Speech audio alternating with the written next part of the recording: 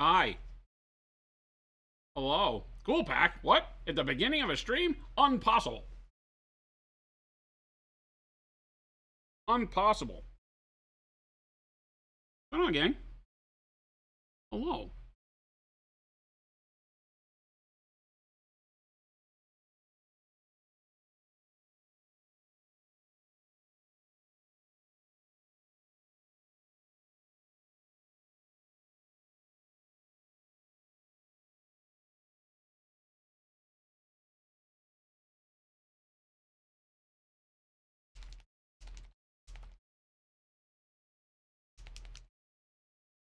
The self-appointed paint chimp. Wait a minute. Is this the title we have now? The paint chimp?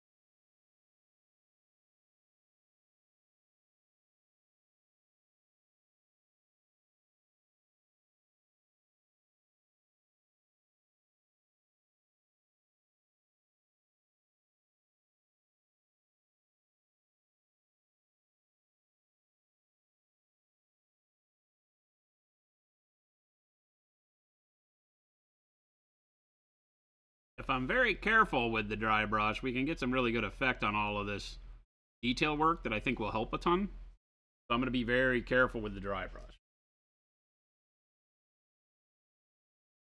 I need to leave it fairly wet and have a very, very light touch with it. So I'm just grabbing the top of things. Not getting any color down deep if I can avoid it.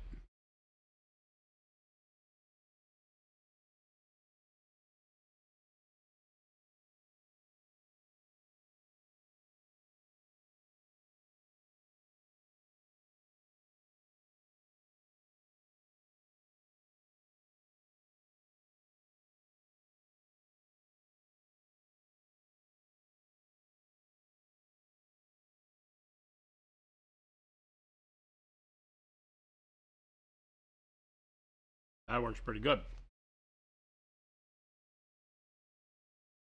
Not too chubby.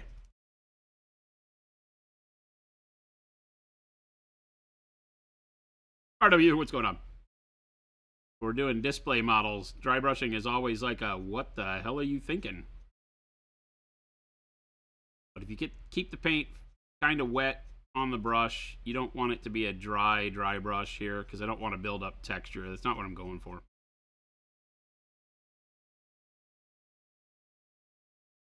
When I have all this detailing from myriad amounts of engraving, bossing, debossing, whatever we want to call it, on this armor, nice to be able to got a lot of the detail very easy. I really should be using a newer dry brush than this. This one's pretty stiff from age. We don't have any. Not one.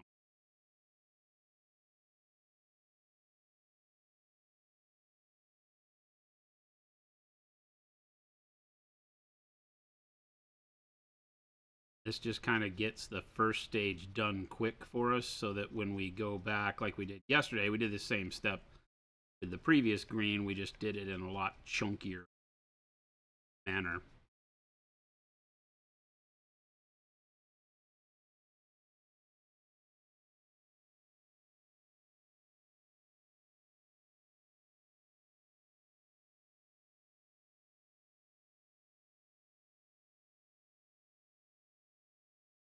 The details out pretty good. Because we're also not jumping up very bright.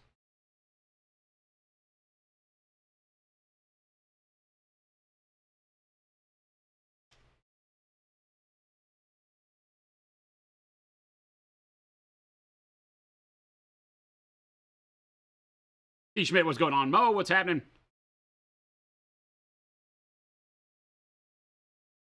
Yep. Baby J, still under Papa Nurgle's grasp. Came in today, gave it a go. He lasted about an hour, I think, before he had to split.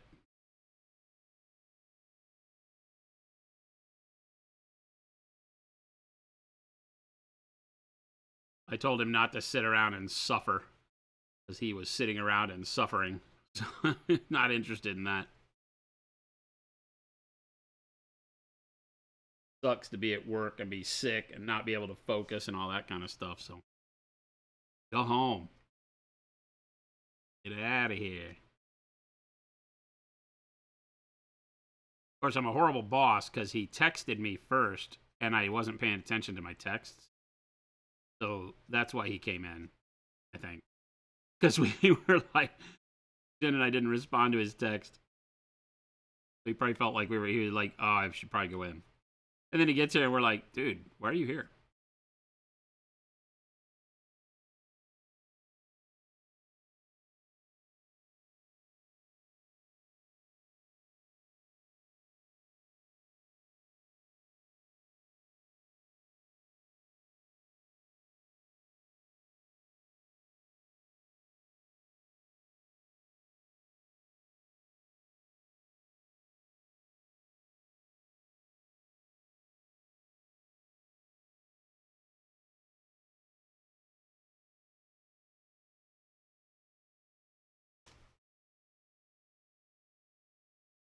You're dry brushing this guy too? Does yours look just like mine? So far, you've told me you're using all the same colors and all the same techniques. Oh no, that's wrong. You said you weren't doing non-metallic metal. So you're not following along, are you?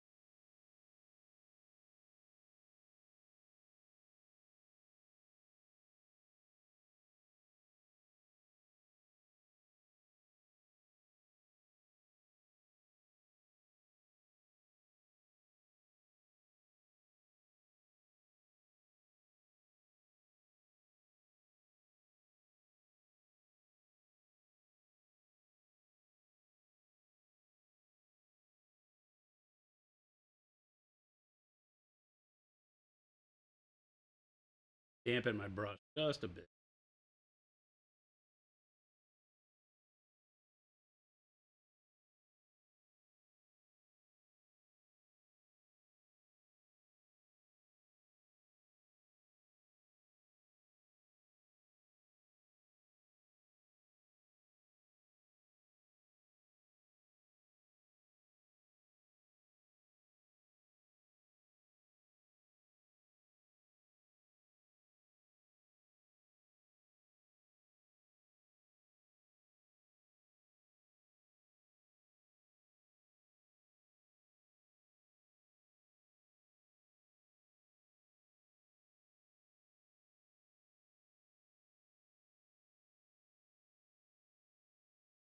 Have I given any more thought to the academic paint along? I mean, I said it'd be a great idea. I would have to get anxious about doing it. Not anxious. I would have to get excited about doing it, right? Um, or have Baby J do it.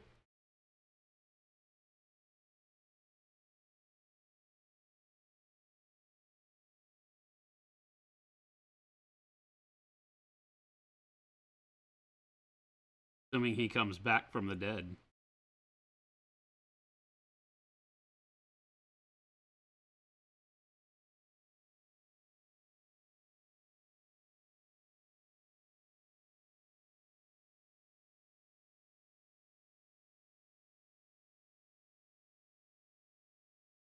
Kind of squibbing the brush, moving it in tight circles right through here.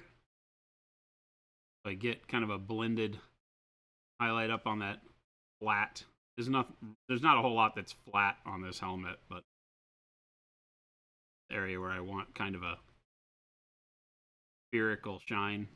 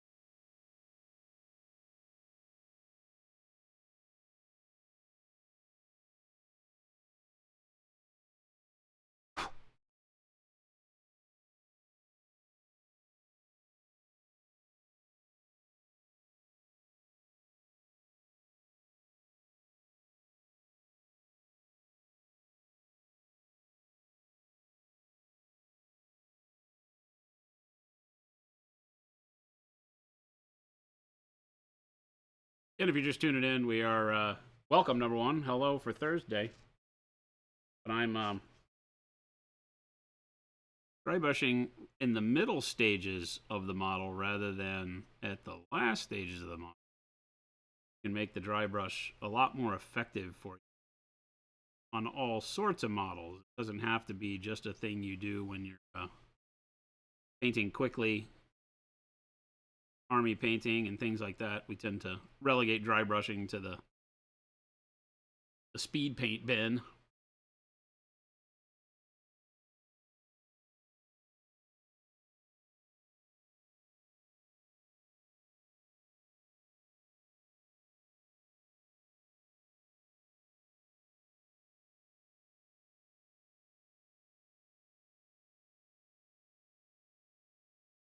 Doesn't have to be. Gotta be careful with it.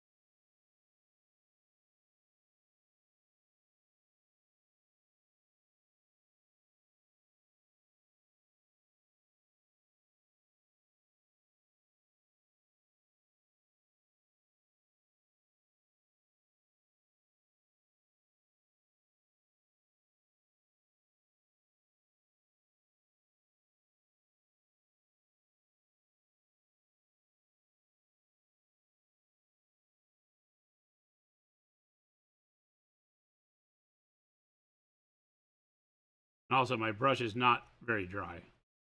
So to call it dry brushing is really just a feature of how the brush stroke is going and what my intention is with the final look.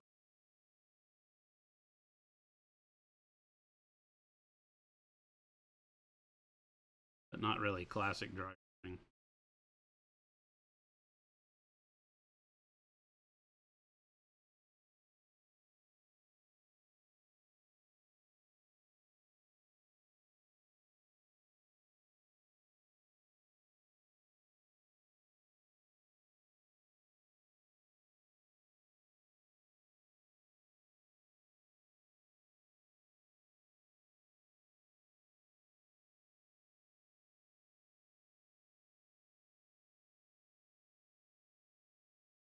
Let's do it. Excited enough? No. No.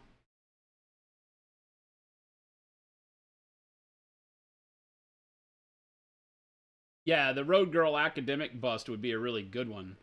got good material, right? Leather, flesh, metal, plastic. I think it's got some plasticky stuff on it. The hard surface, right? It's got hard surface, leather, skin on her. It's a great bust.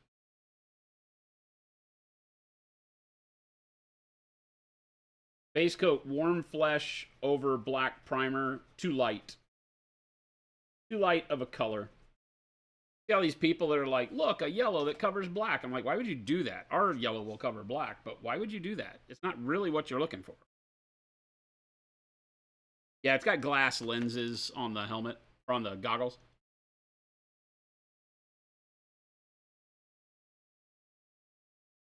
Cool Pack, no, he didn't have COVID. He took a test and it said he didn't.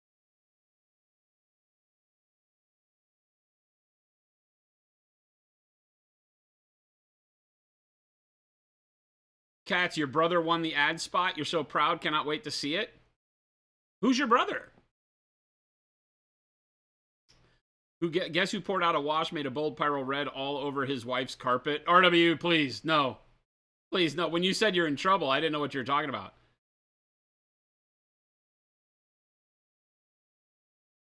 Dances. This whole room is full of nerds. Yes. Yes. You are correct. Hey, Jess. Yep, we're solo. Welcome, everybody. Happy Thursday. Week's almost over. What the hell? It's flown by so fast. It's flown by so fast. No, what's his Discord name? Do you know, Dances? I'm more interested in because I only know the videos by who turned him in.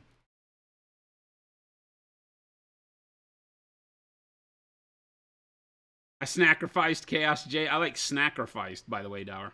Great word. I did. I sacrificed Baby J to the Chaos Gods. Was I not supposed to? Questioning face? Feel like that was the right thing to do, right? He said he loved chaos. They gave me $50. I was hungry. I didn't know what I wanted. Chaos came down and said, psst, cheesesteak. And I said, thank you, Chaos Gods. And they said, oh, now that you've accepted our gift, please sign here. And when I signed on it, I was just fast. I'll just throw back my legs and pollute my britches with delight. Route, thank you so much. And when I signed on the dotted line, I was just like, I wasn't even thinking. I was just like, oh, yeah, this makes sense. They told me what I wanted for dinner. I should pay them back in kind. And then I looked down at what I had signed as they laughed and ran off into a haze of smoke. And it turns out I signed away Baby J's soul. I didn't know it was mine to sign away. But hey, I got a cheesesteak. Right? Baby J still got some PTO.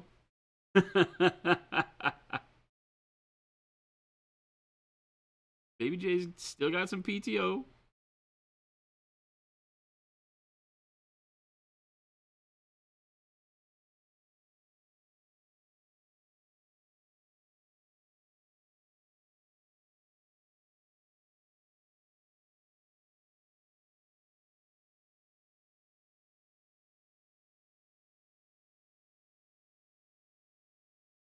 Now, same exact color we just dry brushed. We got to go in and get the deep areas that we couldn't get with the dry brush. And also reinforce some edges.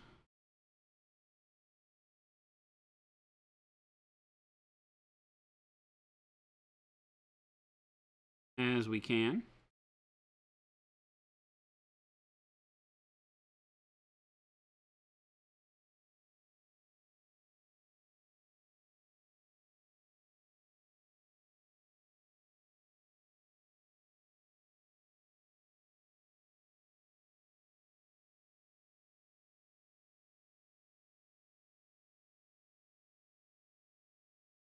So I sold Baby J's soul for a cheesesteak. Not cheesecake, cheesesteak. Come on, man. I think I am. Stupid.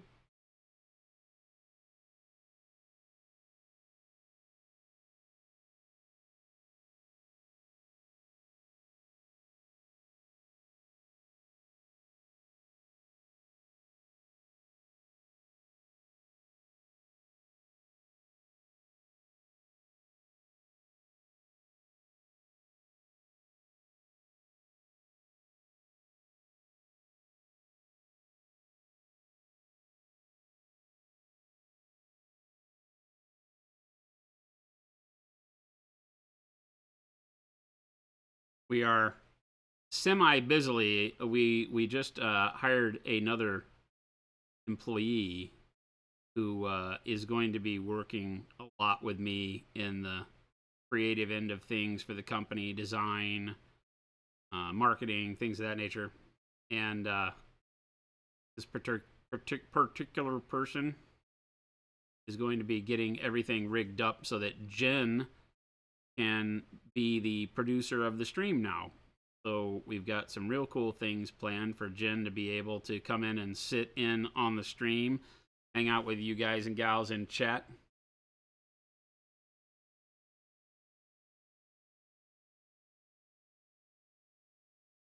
Be the controller of the camera angles.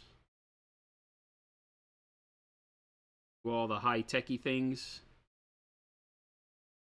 We know how high-tech Jen is.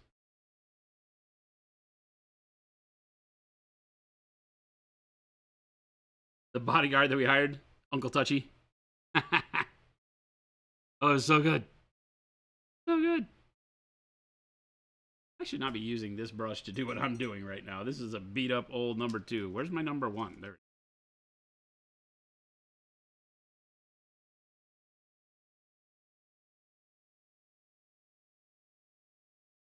Right, so probably here I think we chose, right? So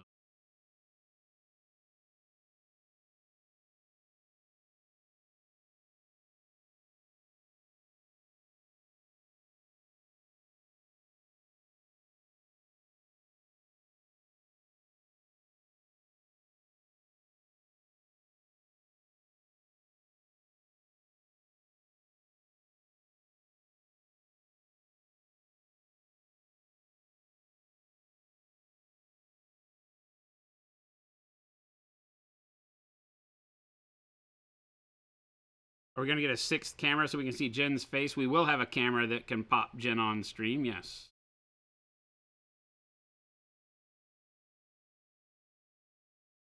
We already have it. We also have a really kitchen game table in the studio now that we built. It's been here for a long time, but we finally built it. It's here.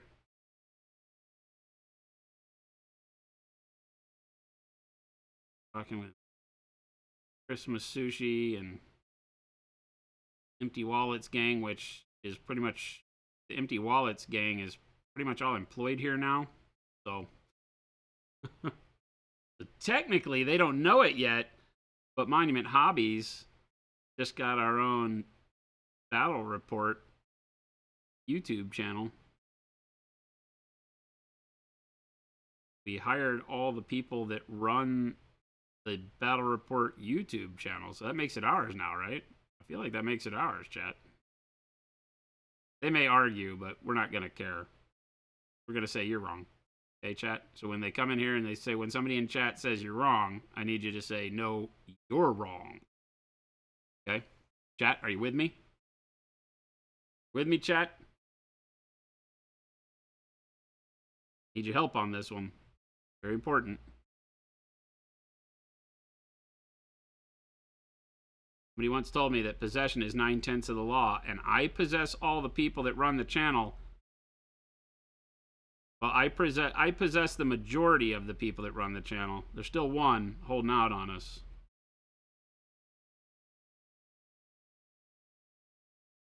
The one and only Sushi Boy. Dr. Rhino, what's going on, man?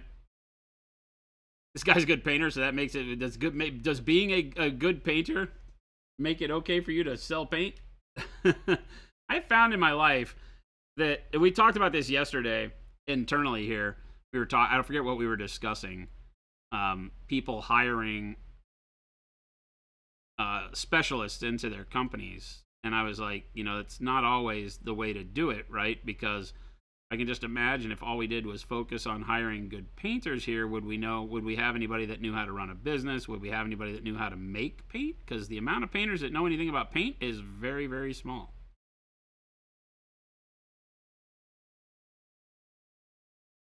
Gonna throw it out there. They know how to paint when they have good paint and how to use paint. Which is also funny because chemists that make really good paint aren't always the best artists.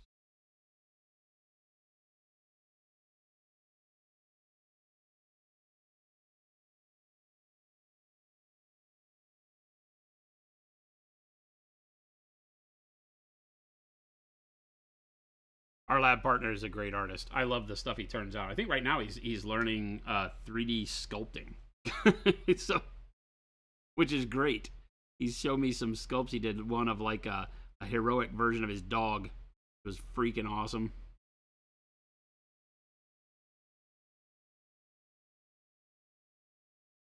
If he weren't so busy, I wanted a heroic 3D sculpt of my dog.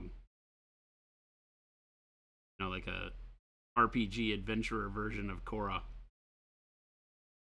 That's our dog, by the way. Lady Korra. She's not a lady. Burps right in your face and farts all the time. So I think lady is the proper way to introduce her. But, you know, still want a bomb snail model. We are actually going to do one. Like a real one. For really real. We are going to do it in league with Mindwork Games, as a matter of fact. Is the goal.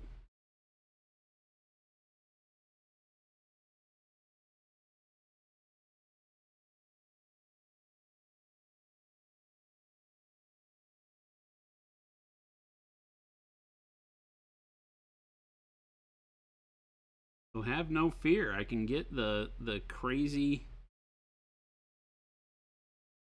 post-apocalyptic cigar smoking bomb snail model that we've always wanted. We can get it done now, folks.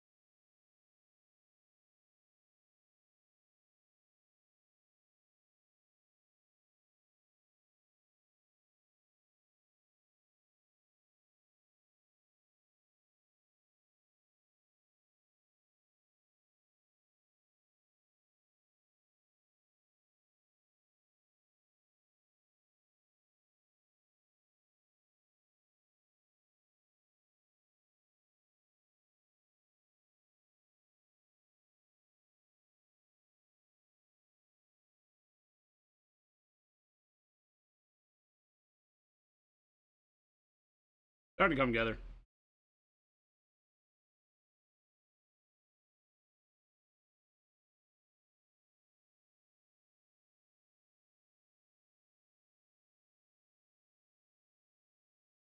Long, slow road.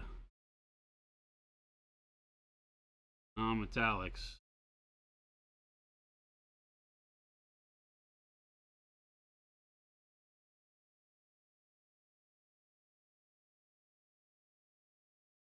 I almost want these eyes to glow, but I don't know. Is that too World of Warcraft to have the pauldrons glow?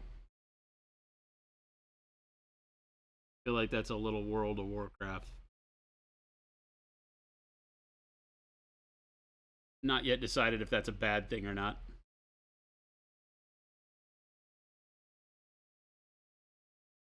Make them glow.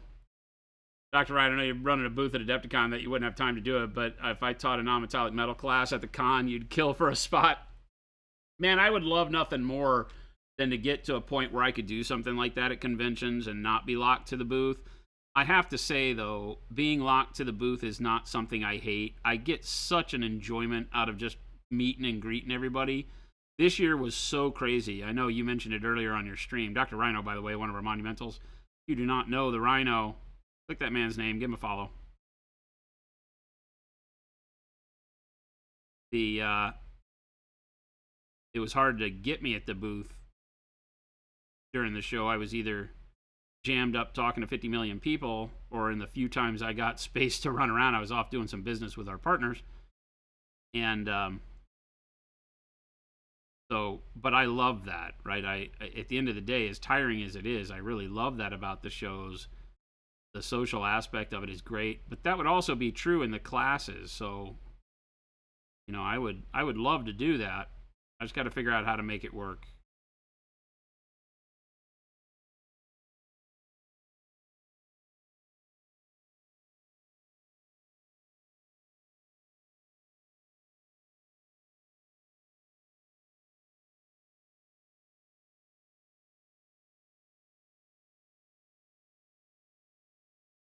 Narkill, we are at Gen Con. Yep. It will be myself. I don't know who all else is going in the group here. Jen, I believe. Myself, Jen. Probably a couple of the production guys. And Mateo from Mindwork Studios. Mindwork Games. Miniature maker extraordinaire. Mateo will be there painting with us, talking about Mindwork. We'll have Mindwork and Journeyman Miniatures in the booth.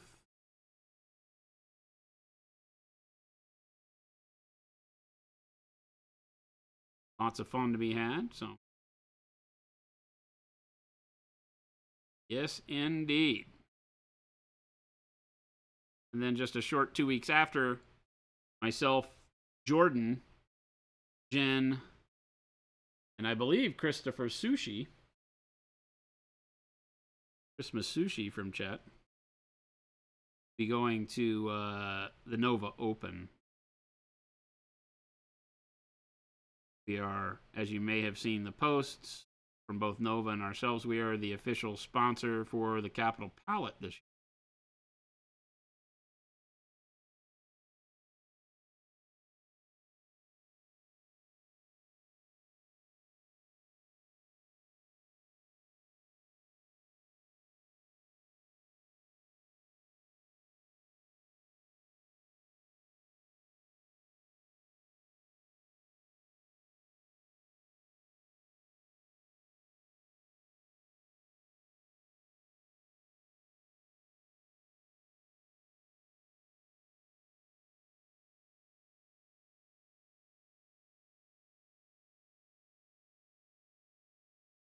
Is that layabout still gone? What are we talking about?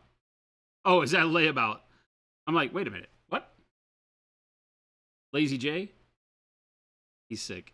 He looked horrible when he came in today. Came in for about an hour, 30 minutes or an hour or something like that. Like, you need to not be here, sir.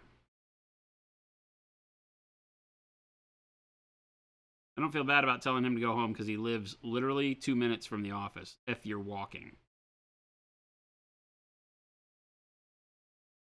If you're driving, he lives like 30 seconds from.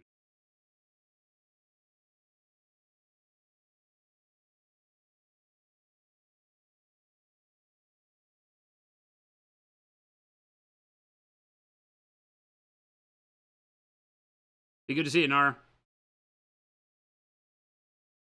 Definitely do drop by the booth.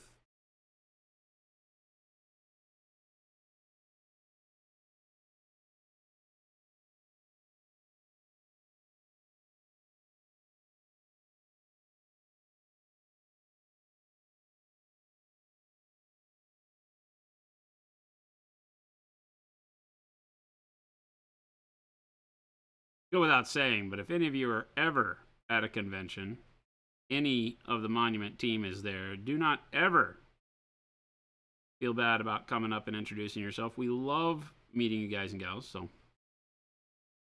please do give us the opportunity when you can.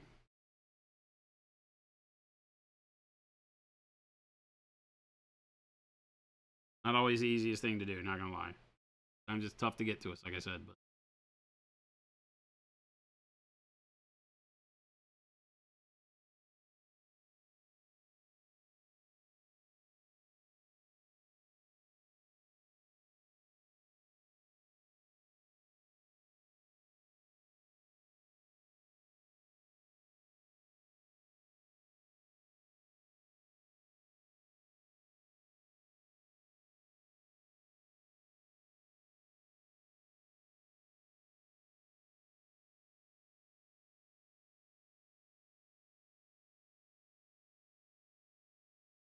Route, take it easy.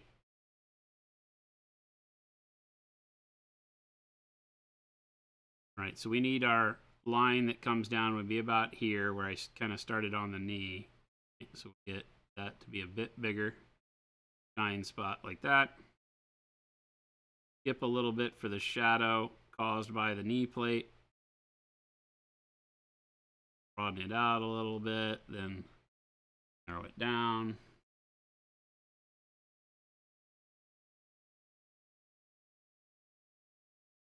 Right.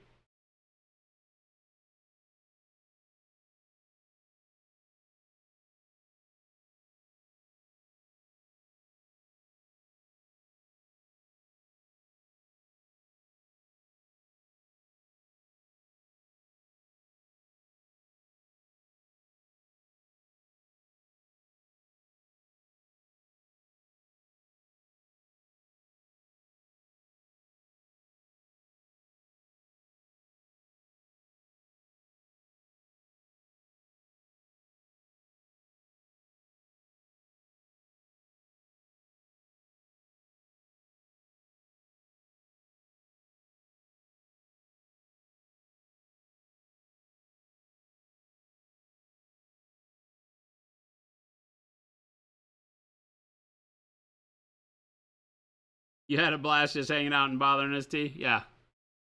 T. Schmidt hung out at the booth quite a bit. He'd turn up and lurk in person, live lurking.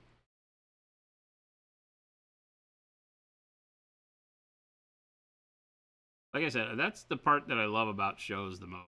Right, is the hang out, especially since all the time we spend on stream here with you, gang, is really nice to be able to put faces to names.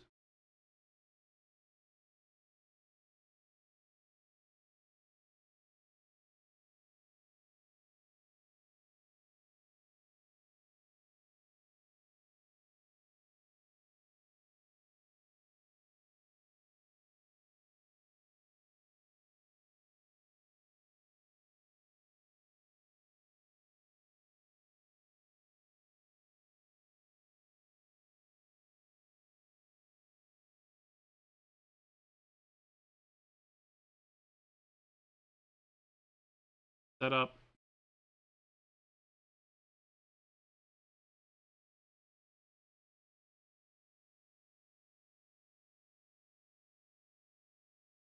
Too crazy.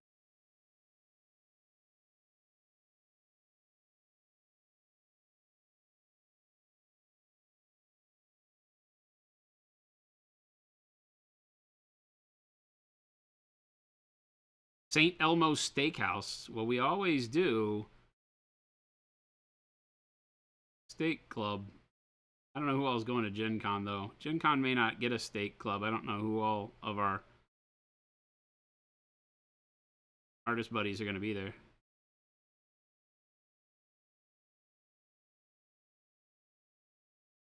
Steak club might be tiny at Gen Con.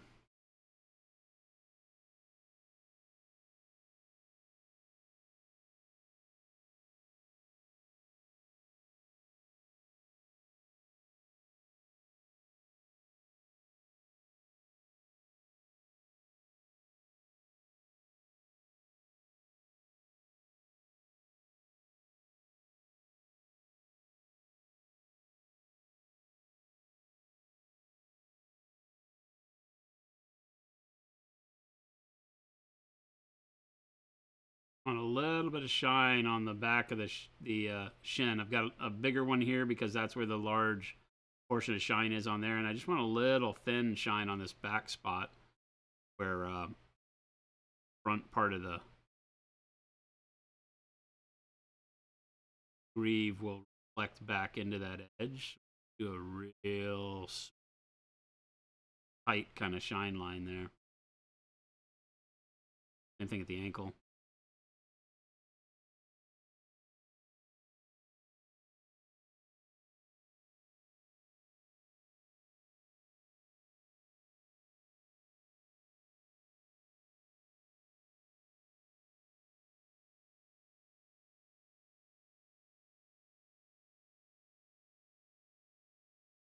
Remember, this is our mid-tone color, right? So we're doing a lot of our highlighting with a mid-tone, which is very odd. It's not the way you paint normally. Normally your mid-tone is more of a coverage paint, right? You built your shadow if you're working like I do from darkness to brightness. My legs and pollute my breeches with delight. You will you'll work from your shadow blending up into your mid-tone, and that'll be the basis for the bulk of the model. Here, because we're doing non-metallic metal, our mid-tone has got to start giving contrast. It has to start setting up some of the spotting of color where the reflection is, and we're letting what would be shadow colors in the purple and dark yellow-green mix, right? And yellow-green mix be more of our shadows and extend them a lot further because of the reflective metal. Tell what the heck? You might be a decent painter. You'd be wrong, but you might think that. I mean, at least you try, right? Tell, how the hell you doing, man? 70 months is ridiculous. Thank you. Good to see you. Somebody got mad at me the other day because I took your spot and told like the world's worst joke. Welcome back, please. Don't make me do that anymore.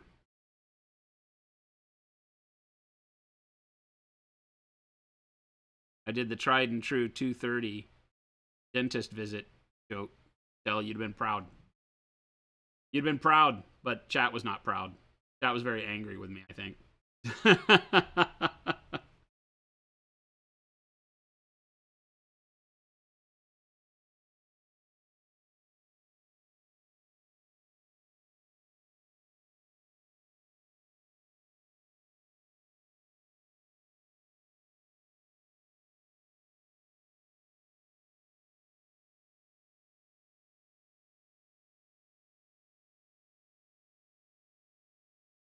I love how Paintlicker says it's all Photoshop. This is just live Photoshop, right? What I'm doing here is all a digital picture that I'm touching up on a Photoshop tablet that I keep just on the surface here that you can't see. It's conveniently like nestled off camera. So everything I'm doing is just fake hand movements and quick keystrokes on the keyboard.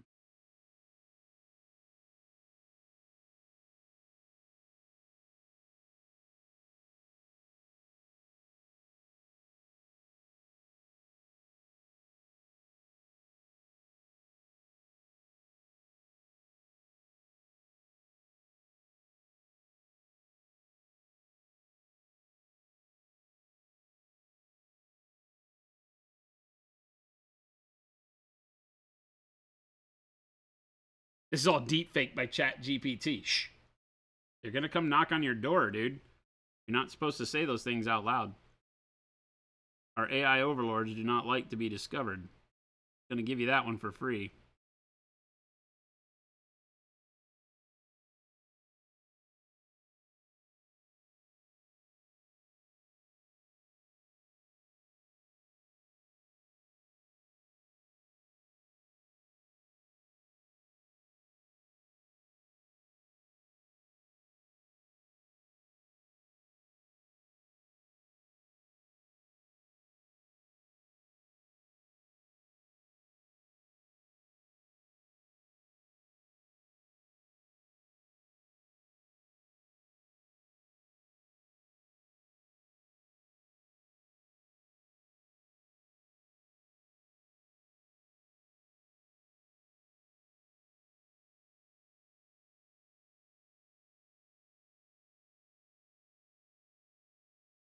This is an exceptional model, by the way. I haven't already told you that. This is the Death Knight from Journeyman Miniatures, and it's available on our site. We are the exclusive importer of Journeyman here in the States now. And you can get all their wonderful stuff over on monumenthobbies.com. You should at least go check them out.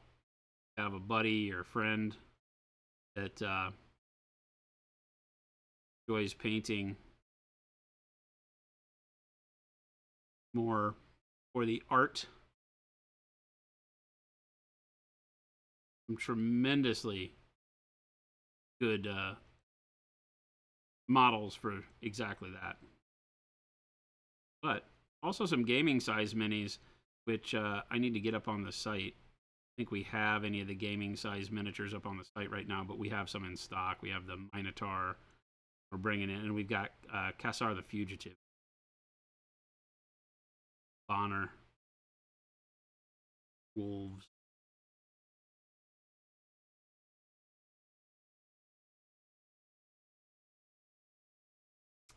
That's right. That's what I was gonna do. I was gonna do one of the Bonner Wolves from Confrontation. I had found 3 of the metal ones at the house.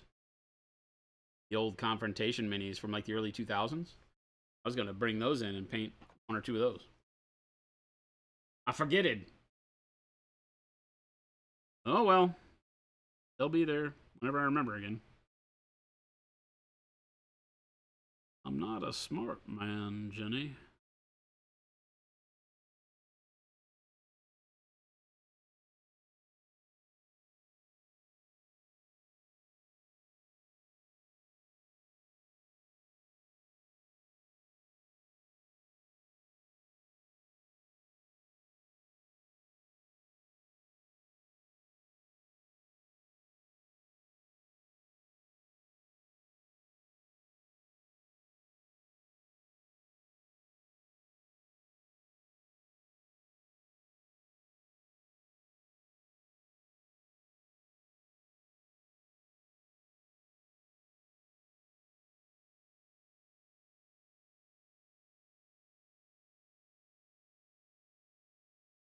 Mid-Nord dwarves? No. We don't have those over here, but the court is going to be coming over. We'll have those models in. I have to admit, I was not a fan of the Mid-Nord look.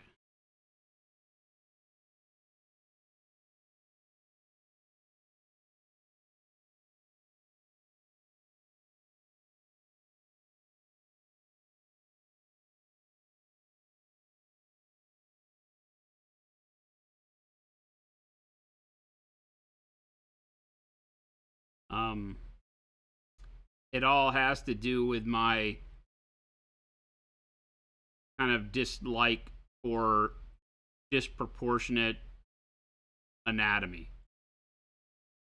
Anatomy that I find to be biologically incompatible with the thing actually being able to live and stuff like that. It's a quirky thing that I have. We've discussed it ad nauseum on stream. It keeps me from liking some models because I look at them and I go, that wouldn't work. And I know, it's fantasy.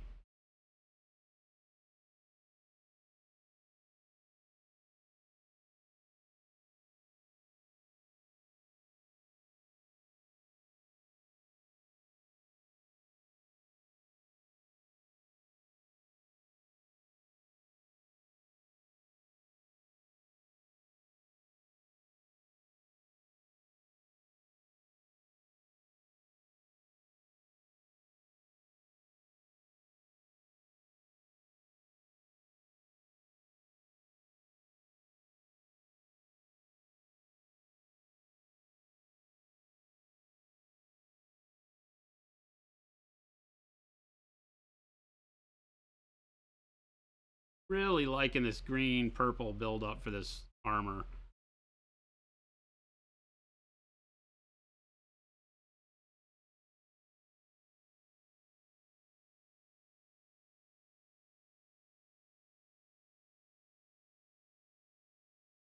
Demon possessed undead dwarf hate. It's not hate. I'm not a hater. Do you seize? You seize little dot o paint? Out of there.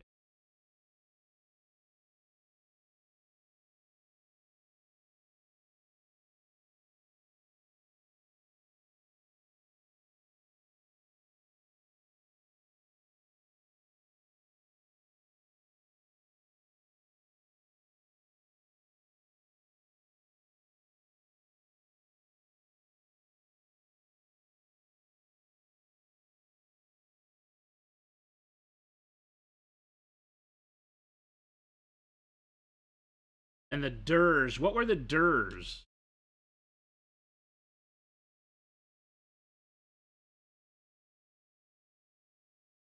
I never played a single game of Confrontation. I bought a ton of minis, mainly just to paint. I fell in love with the style on the box and the wolfen, all the various werewolf tribes, the Moon Clan, and all that, whatever they were.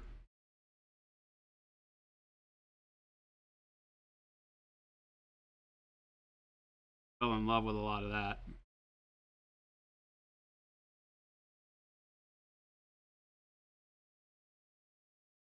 What you want? Gotta go? Oh, yeah, good. Good luck with the MRI. All right, man. Okay, cool. We got plenty of time. Nobody else is leaving, right? No. All right, cool. All right, groovy. They'll come grab me if they need me. Or let them know as you're walking out that they can interrupt me if they need to. Thank you. Yeah.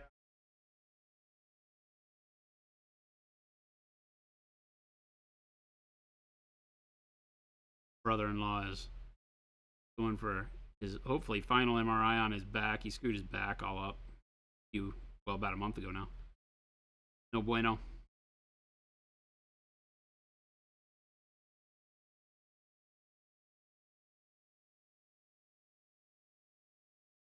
Good.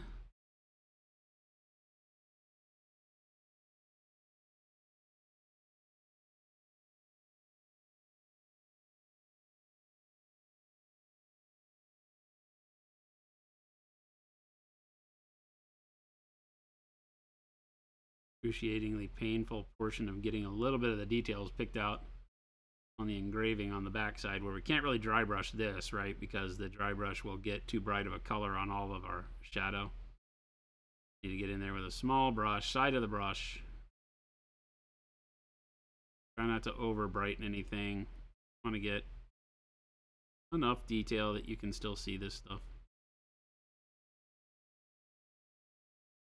At least see that there's lines there. Can't see what they are, who cares? I can't tell what they are even when I light them up.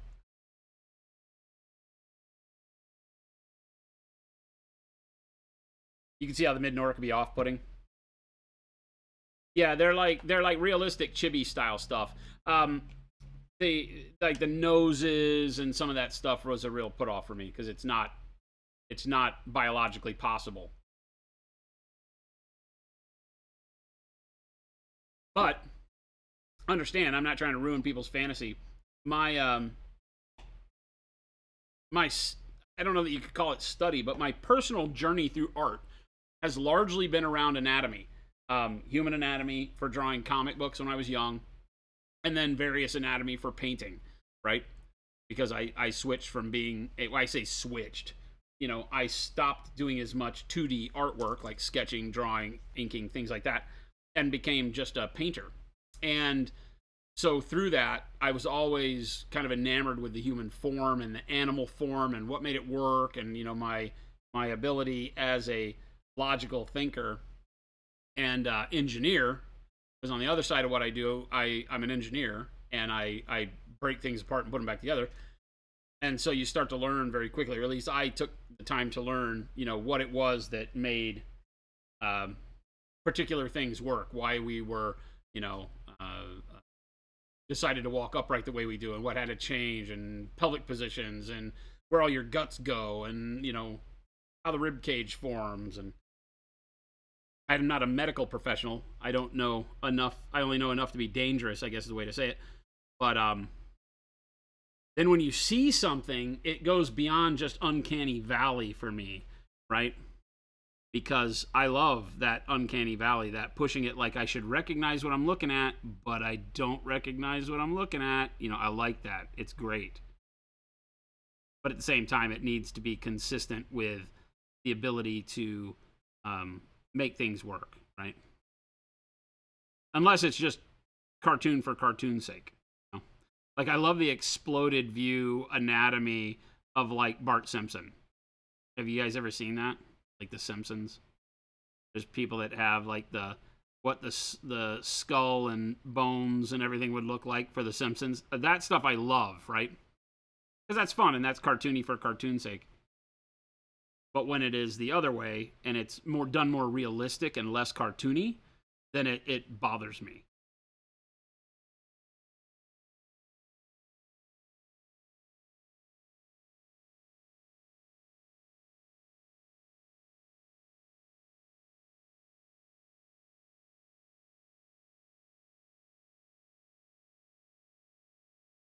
Lumberjack Tim, what's going on, man? How are you, kind sir?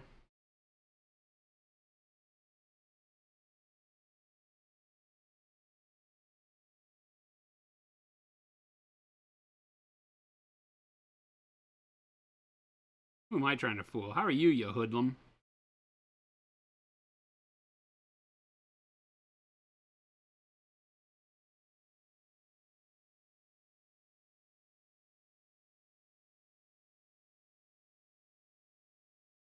Again, on the shadowed side, I'm not trying to overkill with the shine, but I do need some shine back here. Otherwise, it looks very flat.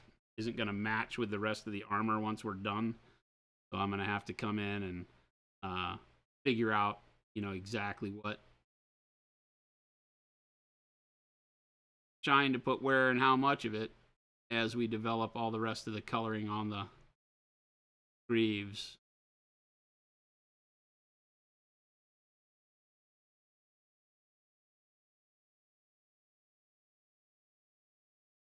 Now I kind of like the idea of just catching a little bit of these edges, a little bit of shine line here that I can imagine being this same shine.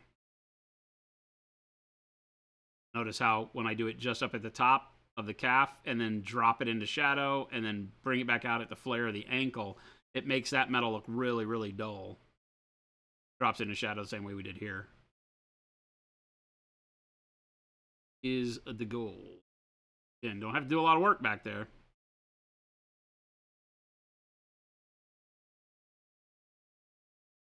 A lot of what will kill people while doing non-metallic metal is overdoing it and getting to a point to where it all just looks overly bright.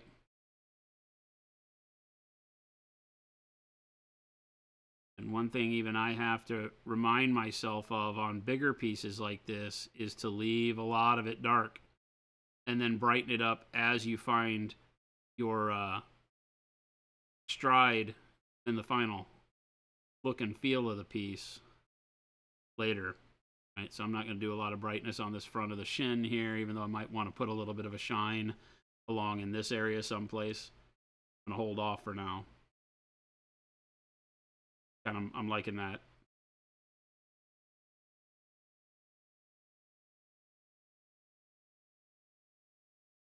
Now we have to deal with the area back in there, which looks like I completely forgot the dark yellow green, so we're going to get some dark yellow green out.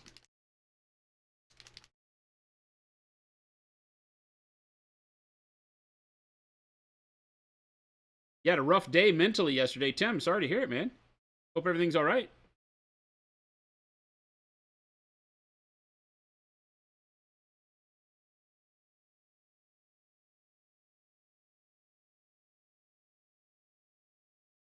As much as I can with a number 1 brush, I'm going to get in here. I'm not going to swap my brush out.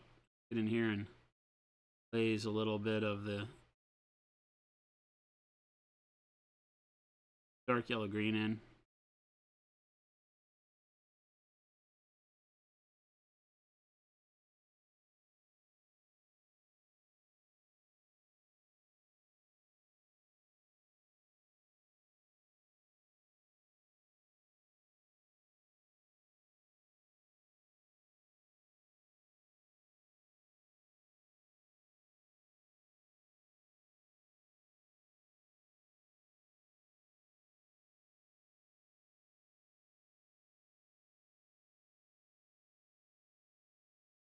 Something like that. Super quick. Then we'll go back to the yellow green. Better than that, probably.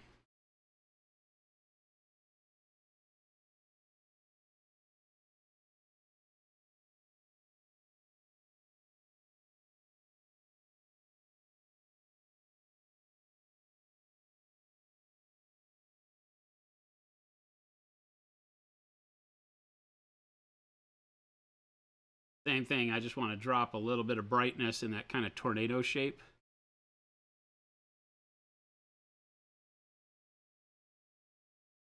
Top here. Notice how immediately that other green just sinks back and gets really, really dark.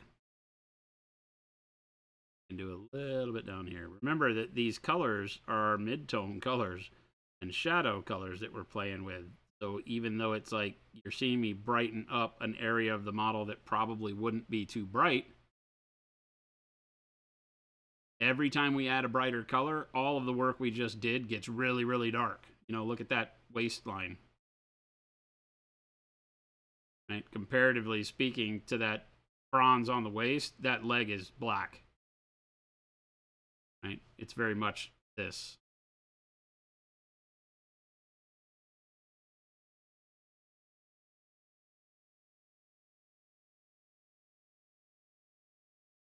Your brain was telling you didn't belong anywhere. You kept telling yourself that wasn't true, but your brain was just stuck in a funk. I am sorry to hear that, man. You belong wherever you want to belong. You're a good dude. Belong right here. Right?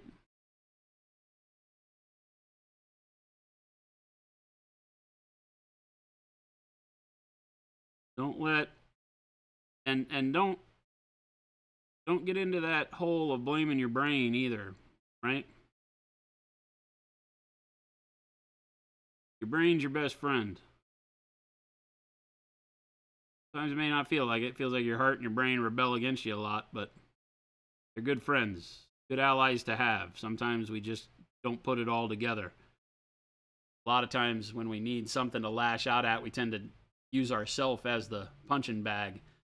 That's not good. Don't do it.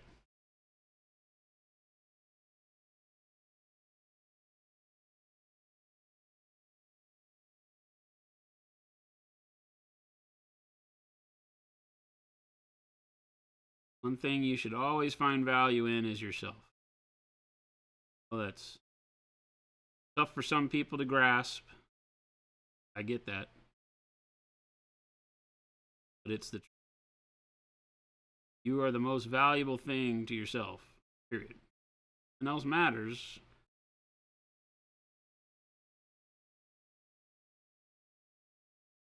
You aren't good with you.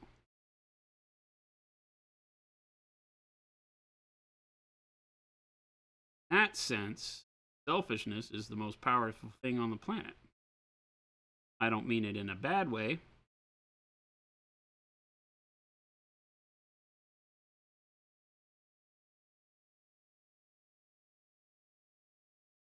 Good God, that face is awesome on this, isn't it? The detailing. Do a super zoom. You guys can see what I'm seeing. Bam! Model is spectacular. Holy balls. Good. There's a the face. Oh, it's up on the shoulders. Good.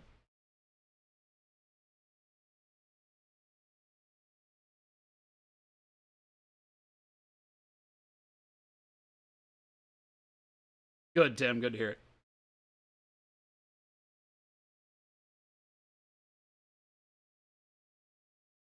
You're going to back off from going to your LGS?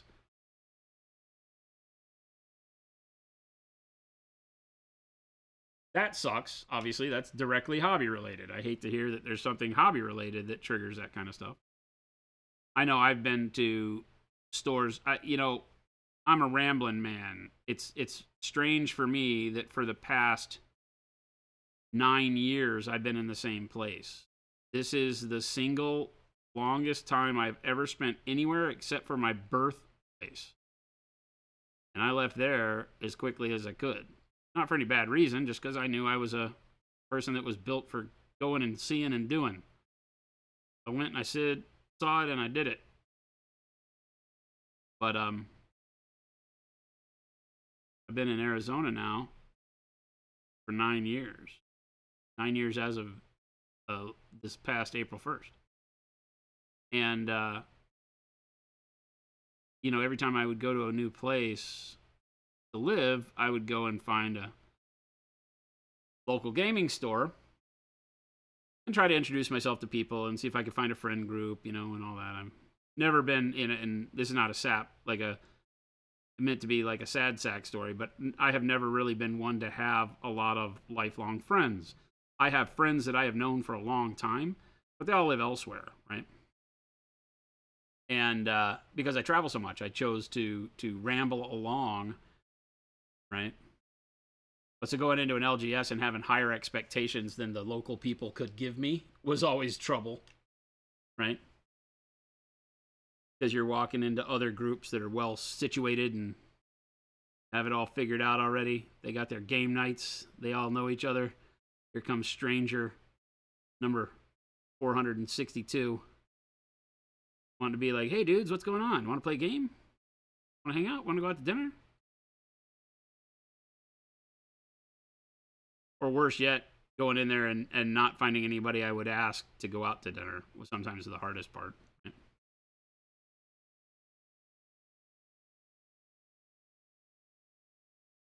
Not sure if any of that is the kind of stuff you're talking about. Thank goodness it's Therapy Thursday. Yeah. If you're new here, we don't always title it that way. Therapy Thursday usually means paint therapy, but every now and then, give really bad life advice. Because what's the point of good life advice?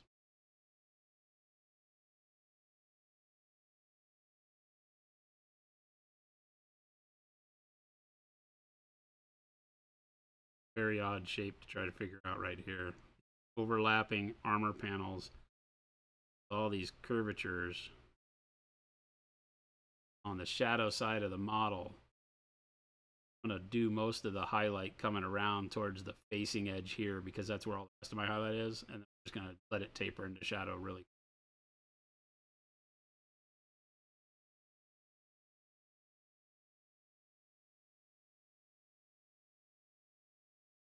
Again, I'm just using yellow-green right now out of our line. Straight, no mixers. A little water on the brush. A little do, a little bit don't.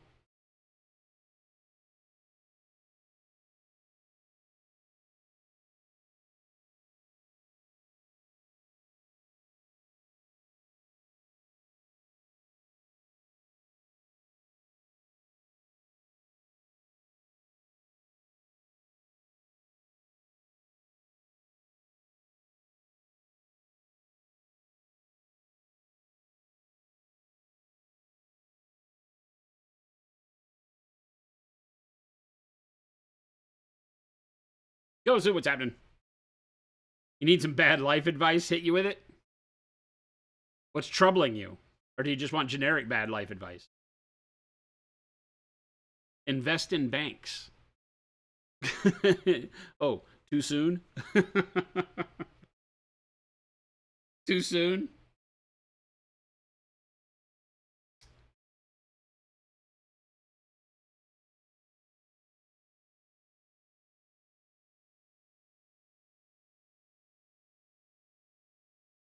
Everyone gets one free key in a light socket, then the second time shocks you.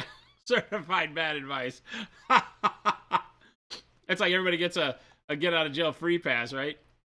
It's a Jen! Jen's alive! Jen has gone to the other end of the earth and back today. Jen was doing her best Lumberjack Tim impression today.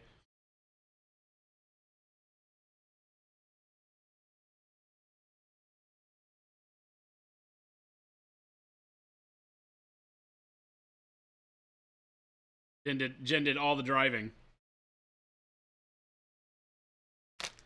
Get some potato chip ASMR.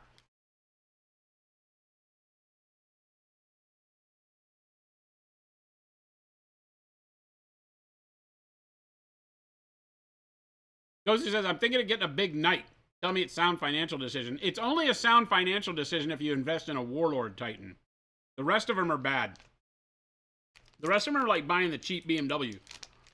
You got to buy the most expensive one.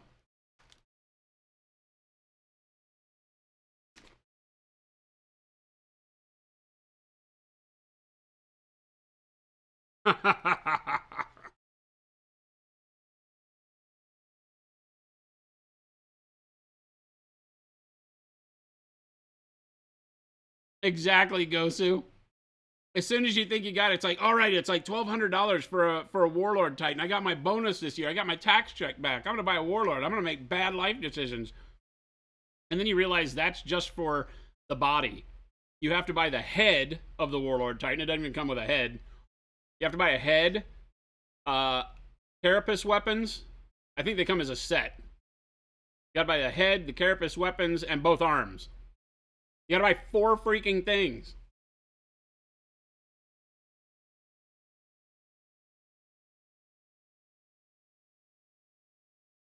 Jen says, so you've decided your limit is 6 miles per day. That sounds like a good executive decision to make. 6 miles per day gets you exactly from home to here and there to back. So we're kind of screwed on groceries, but whatever.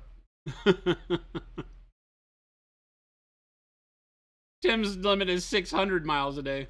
Woo, woo.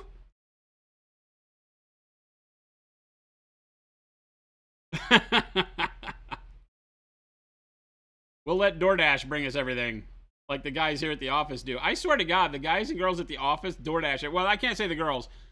I don't think Shelby and Maddie, I don't think they DoorDash anything here at the office. But the guys are lazy SOBs. They will like DoorDash everything. For a while, Christian, are you watching? Christian would DoorDash Starbucks coffee.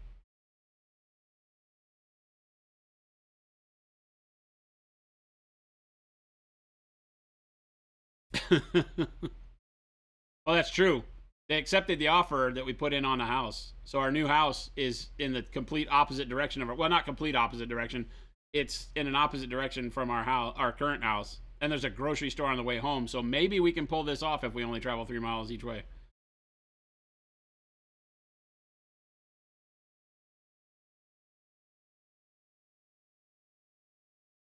Wad says, I used the coupon that came with the Game of Armored Combat box set to get the Alpha Strike Commander's Edition for free. How does that work? I didn't get that coupon. What?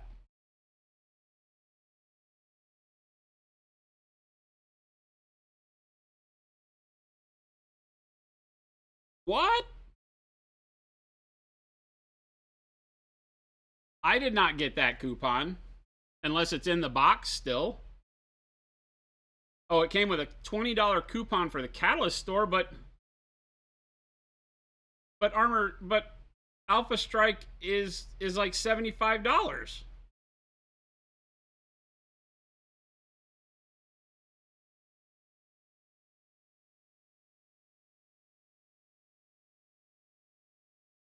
Oh, did somebody ask about the plumbing? Oh yeah. War Master Paints is like new house, more bathrooms to go wrong. Oh, so okay.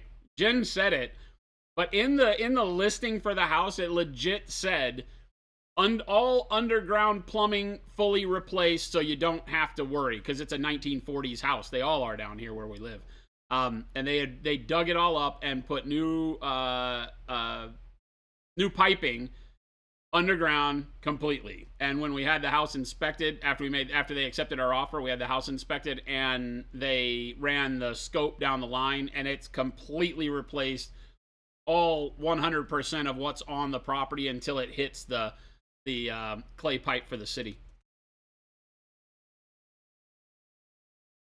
Oh, okay, Wad. I see what you're saying. Commander's Edition, just the rule book. Gotcha. I thought, Jesus, you got the more expensive box for free for buying the cheap box. I need to call Catalyst and give them some wisdom.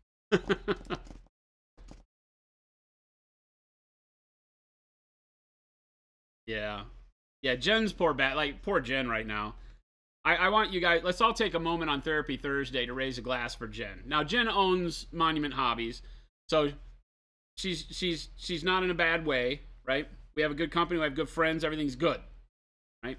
But poor Jen goes home right now to a bathroom where all the tile got jackhammered up and it has like uneven concrete poured on it. So raise your G Fuel for Jen.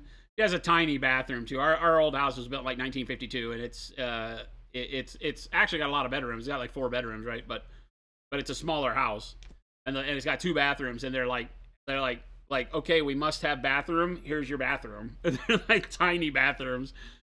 They're like smaller than apartment bathrooms. So she already has to fight with having a small bathroom, and now it's not even comfortable. The toilet's a little wobbly, but it's fine. It's not supposed to wobble. That's bad. That's bad.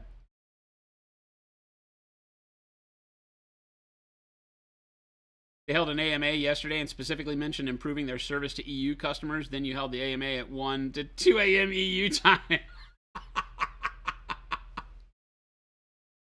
Well, I mean, ooh, oh, oh,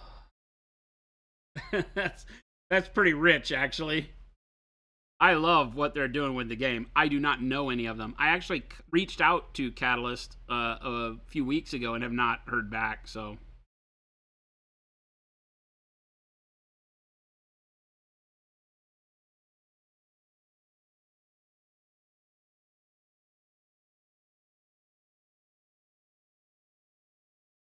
it was a more business inquiry, not a customer inquiry. So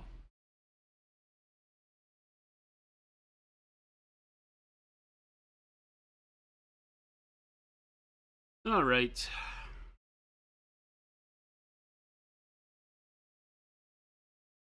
We probably need a little bit of shine in here. It's gonna be like the back of the calf muscles, though. You don't need a whole lot, but we have this shine that will be at this kind of leading edge, I guess we'll call it, for these spots on the shoulders. So we're gonna want to do a little bit of shine right in here.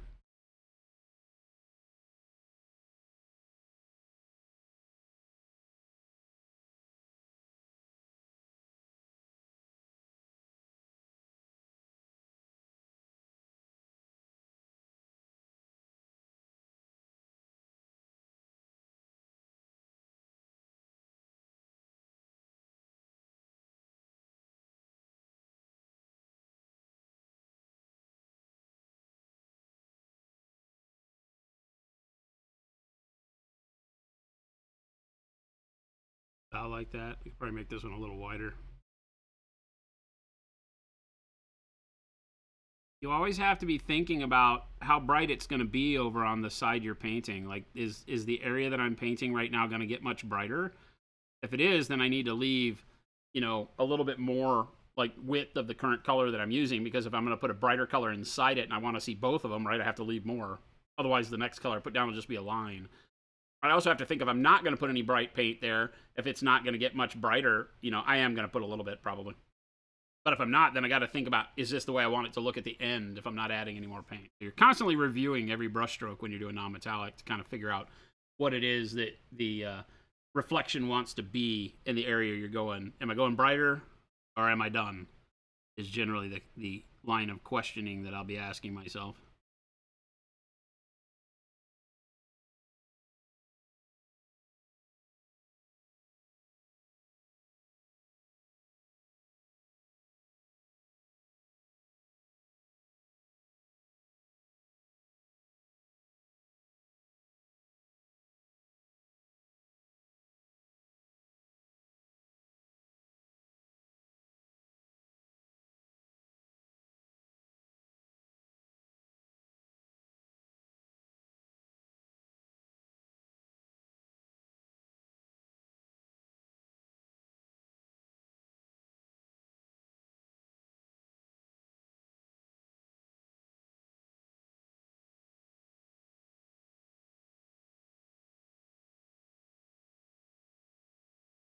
Your toilet can weeble and wobble as long as it doesn't fall down.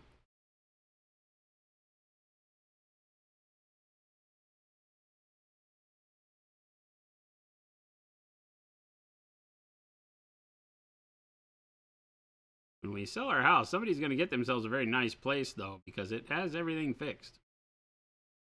All the important stuff.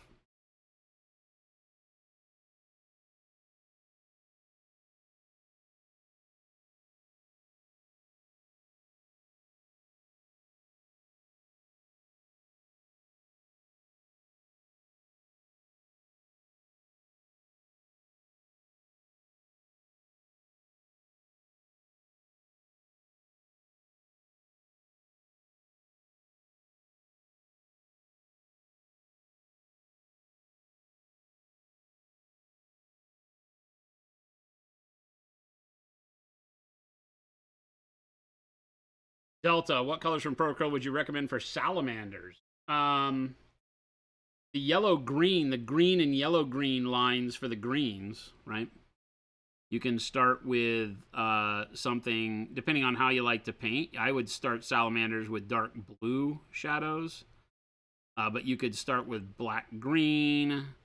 Then you could go into like dark yellow green, very similar to what I'm painting here, but instead of the yellow green, I would probably switch over to regular green and then highlight the regular green with the bright yellow green, because you want that kind of base bluish green that green gives. But highlights that go towards like complete warm green, what is my view of salamanders. Now you can do them however you like, but that's the base.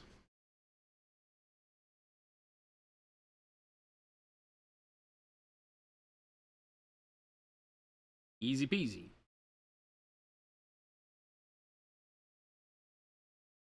And I think you asked, are the transparents like contrast paints? They can do contrast style painting. They are not contrast paints right out of the bottle, though. Right? Be cognizant of that fact. They are less opaque acrylic paints. If you've ever painted with inks, their intention is to act like an ink without all the negative aspects of inks. The rewetting problems, the sheen problems. They're a nice matte finish that you like. They spray like a dream. Tremendous amounts of pigment, so they're as vibrant as you need them to be, but they can also be thinned down to damn near nothing so that you can do crazy filters with them. OSL effects, I use them for a lot. They can mix in with other colors to make them more vibrant. And then you can mix it with our glaze wash medium, and yes, definitely create contrast style effects.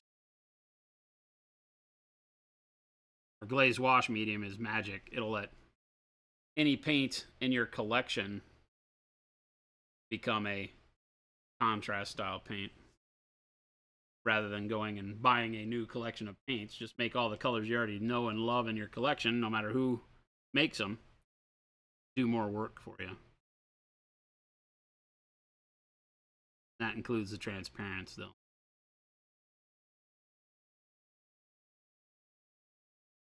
Work even greater miracles when you put the glaze wash medium on them.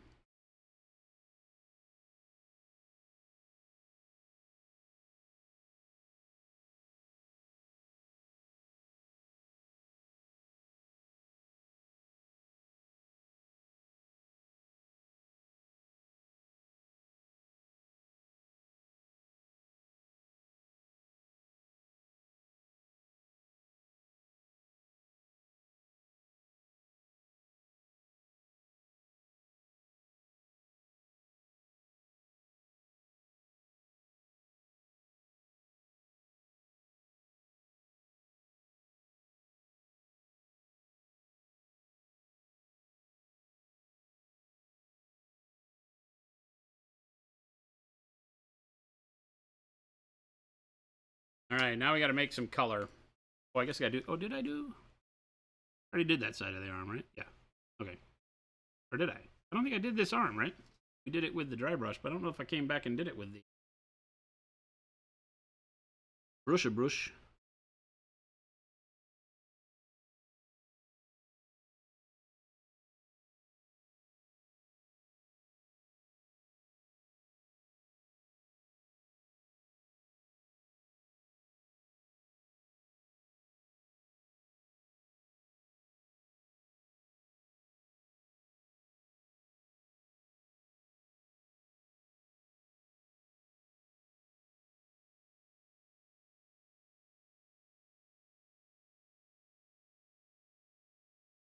I don't know about you guys. I am very excited for the next color because the next color starts getting us what we're looking for in the non-metallic look.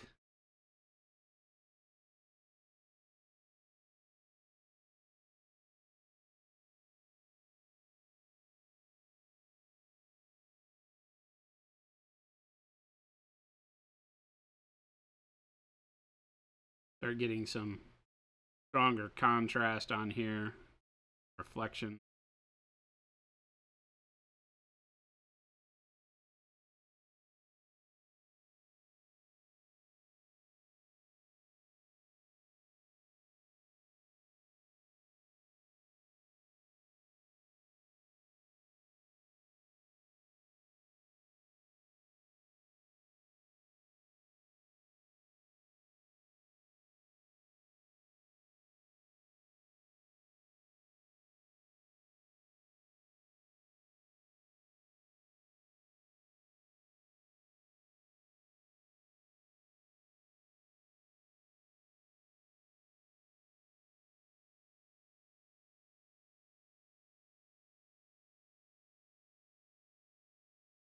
You think we could get a tutorial of some of Monument's products and how they work? How do you mean, Delta? Like, we do it every day, and on our YouTube channel, we've got a model that I started painting that goes through everything from, like, priming and zenithal highlighting, and then using the glaze wash medium to get contrasty style effects from our paints, right? But maintaining that matte finish. That's all this is, right? I think there's a little bit of light dry brush on the top of the fur up here by the head. And then I show you how to paint skin with it the same way real fast. I mean, we did that in like 5 minutes or something like that, 10 minutes to get all the skin done. Super easy. So that's all up on YouTube. That gives you some really good kind of close quarters ideas for how to use the glaze wash medium. And then obviously every day here we're showing you stuff. If they have something specific, sure.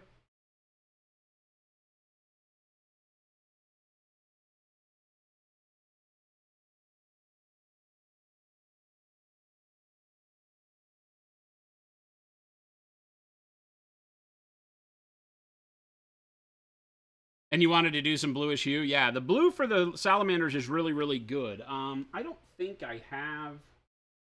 I painted a dark angel in brighter greens than you would normally do, but I don't think I have that model in right now. Not sure where it is. Probably in a miniature case someplace. And I use blues and purples as shadows for green a lot, and it really gives a lot of really cool depth. Do I have anything else? Orcs. But the orcs are not the right color of green, but it gives you a good idea, right? Like I use purple and orange into green for my orc flesh. You'll see the purple shadow there under his arm. And then you'll get a little bit of warmth as we use the orange and then the green. And this was all transparent paints over white. You know, like zenithal primed model in the go fast mode. We could get a really cool color for the orc flesh. But it gives kind of that iridescence when you do that, which is really neat. I'm trying to think, I think it's more like a salamandery green, and that's all dark blue as a base. So it's dark blue, and then building up greens, yellow greens, and a little bit of what looks like faded green, or maybe bright pale green for brighter highlights on that.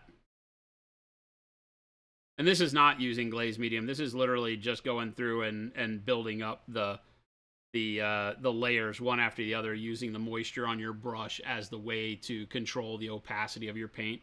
There's also a video on my YouTube that goes how to thin paint for, or how to thin your paint for miniatures, and that's a really good one. It's a very brief tutorial that we talk about all the time here on stream, and it'll get a lot of info packed into it, and you can go back and watch it over and over again to kind of get a good understanding of how I thin my paints normally.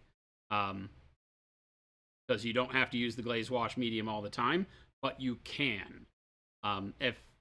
As you're learning layering and glazing and these different techniques that you'll hear about as a new painter, being able to take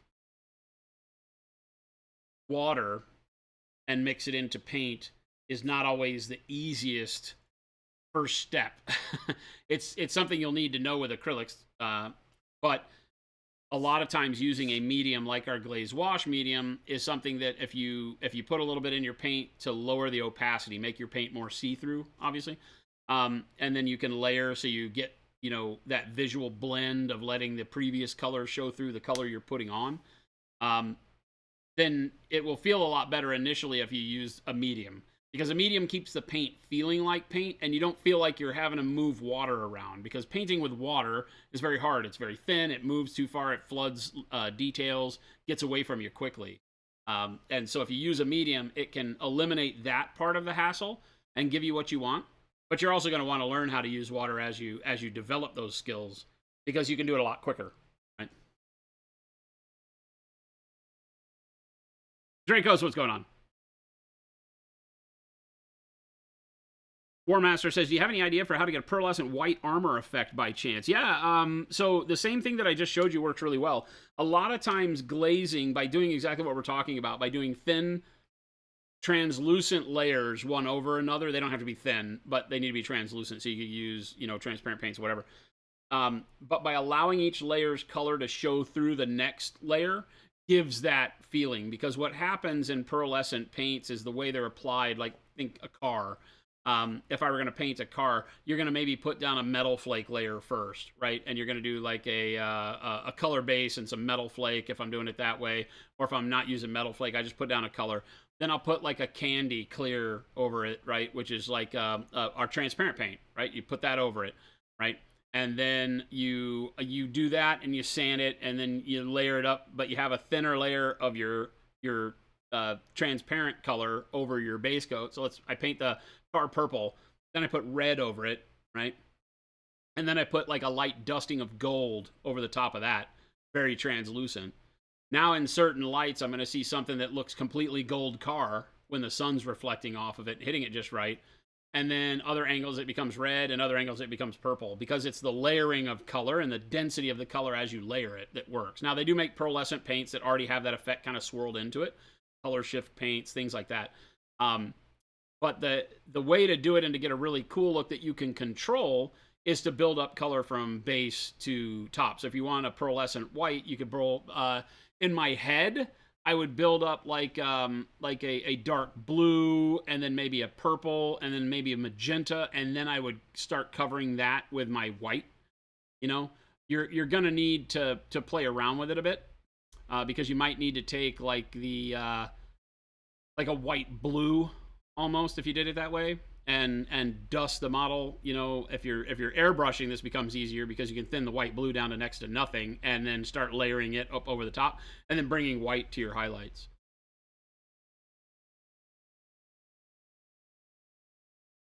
Delta, definitely, that's what I'm here for.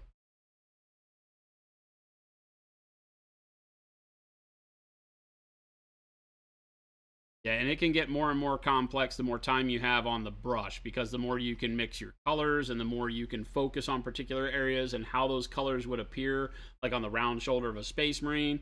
If you want to go in and paint all that, then it's much like painting non-metallic, right? It's like determining where you want your shine is where I want the white.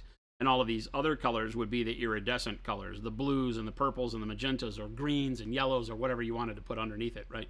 And it would be exactly the same. I want it to look white, whoop, right down there, and maybe if I'm doing that, I broaden it out a little bit, and then instead of going into my on-hue shadow colors, I go into the iridescent colors. But you would layer those back and forth to get them just right. So as you're turning the model, certain directions it looks white, and then you turn it here, and you start seeing more of maybe that's a purple or a blue in the shadows, and then you turn it back here, and it's, completely some other color, right? So you start to see that painting is just painting. What you're doing is you're pretending well, I say pretending. You're not pretending. You're fooling the human eye by placing light on the model, right, in a photograph style sense. And so if you were to walk up and take a photograph of that iridescent car, that's what you're recreating here. It's just in 3 dimensions. And that's why I paint the way that I do, because I don't want the model to have the color shift on it. Like physically, I don't want to like move the model and have purple go around it and stuff. I just want to be able to say, okay, I actually do have purple in my shadows here, right? But I know that every time I look at the model, no matter if it's upside down or what light it's in, I'm going to see that purple in my shadows, right? Because I'm building that photograph mentality, as opposed to that's why I don't use as many metallic paints and why I don't use color shift and things like that. Because then the model never looks exactly the way you intended it to, in my opinion, because it depends on the light in the room as to you move it around, and sometimes it's red and sometimes it's not. It's a cool effect. I just don't prefer it. White over the color shift type effect by layering, yeah.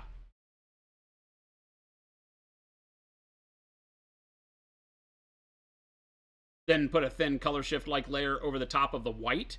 So the colors you want to see the least of, you put underneath, and then you put your primary color, which you'll call your base color, over the top. So for white, you would paint it white first. Now, you can do thin layers of other colors, but they have to be very special paints, right? You like a thin, take our metallic medium and mix just a small hint of like blue in it. So you get just a barely blue metallic.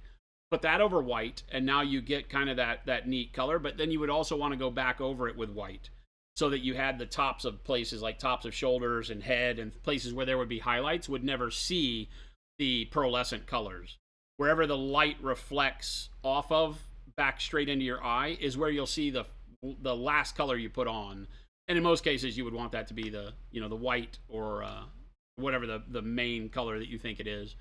In the case of black, obviously that doesn't work because you get the color of the light reflected back.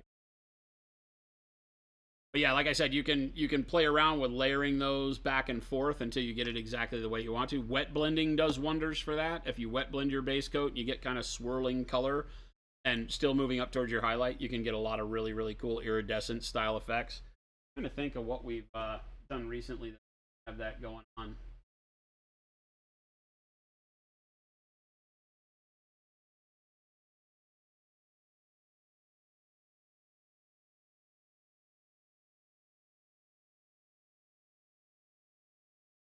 Oh, you can kind of get an idea with our Nurgle stuff, right? Sorta, kinda. I call this bruised white. Now, this doesn't do exactly what you're talking about because it's not a true white. I didn't go any higher than like olive flesh, but it does show what I'm talking about. I base this model with dark purple, right? Jade and turquoise. And then over the top of that, I did olive flesh. And so the olive flesh, it gives you that same feeling, right? In certain angles, like from underneath in the shadows, we have a lot of purple. You get some of the greenish of the jade. And then in other angles, we wind up getting more of, in this case, bruised white, right? I've got kind of yellow transparent over the top of it to make it look like pea stains and stuff on the Nurgle stuff. And then, of course, all the weathering doesn't help us out there. But it gives you the idea of what I'm talking about, right? Same thing, and that's exactly how we did this. So you get the color that kind of goes from that purple into where you can't really, it doesn't feel like purple right here, but the purple's having a big impact on how the white looks because it's cooling off the shadow, right?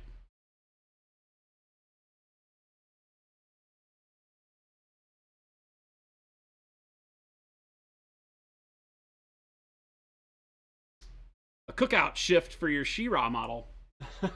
I'm assuming that's not what you meant to say. This is where damn autocorrect is the next thing he types.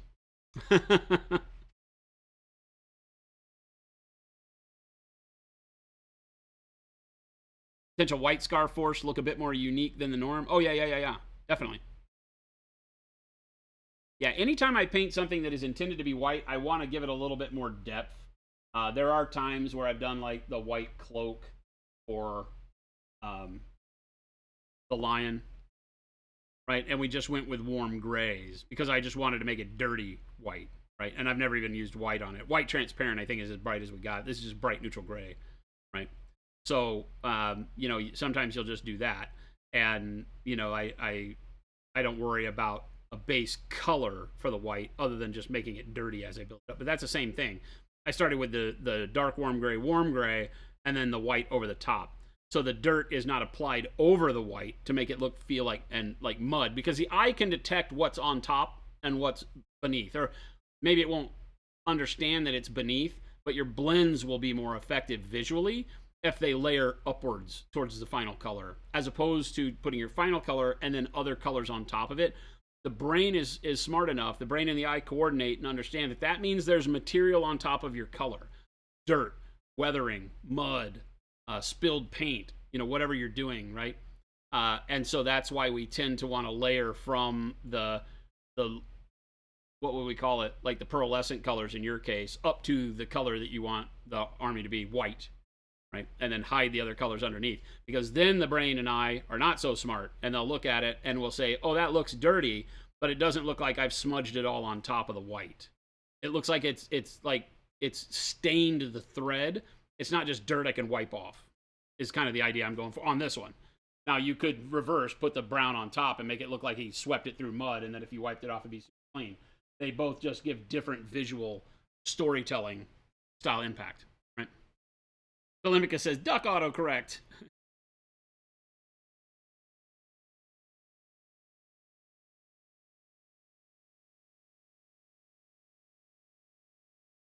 Yeah, I've never used a color shift paint. But we get a lot of really cool iridescent effects, right? We'll have, it's not really iridescent when you're doing metal as for metal's sake, but we'll go in at the end and we'll put like warm or cool reflections in our bronze, maybe a burnt orange or maybe a burnt red if we tend to use more reds, or maybe a purple if we use a purple cloak. Since I don't have all the colors figured out yet, I don't really know. Sarge, what's going on? Thanks for the bits.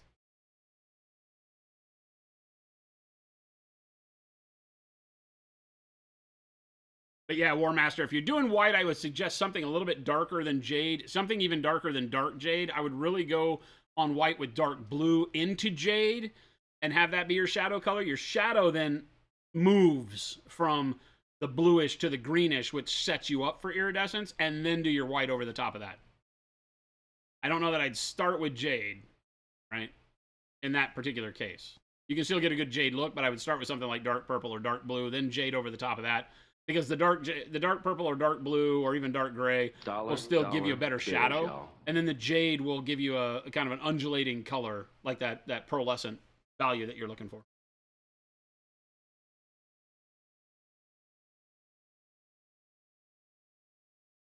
But yeah, that would make your white scarves look a lot better. Anything that's like that, you know, real punchy colors like whites, yellows, good God, what else? Reds even. You know, a good way to look at all this is our reds that we're doing for our Blood Angels, right?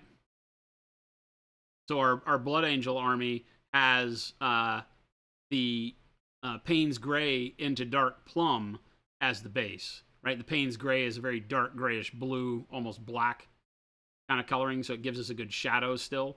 But then I did Plum over that, so the Plum, right, if I turn it like this, it tends to focus, feels a little bit more blue under there, but you get a little bit more light. You start seeing the plum come out of there.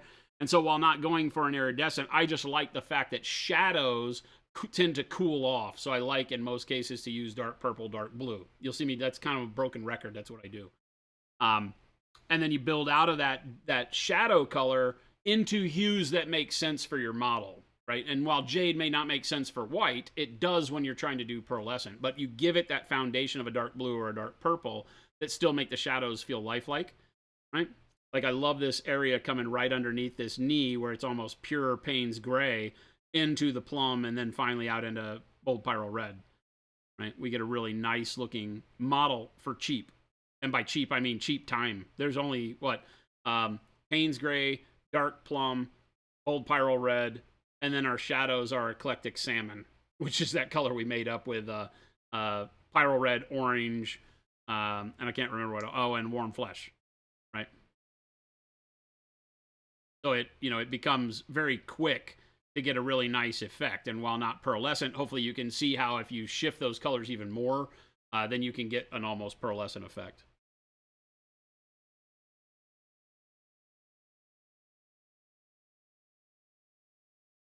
Cool, War Master. Yeah, I think you got it then. That'll work really good.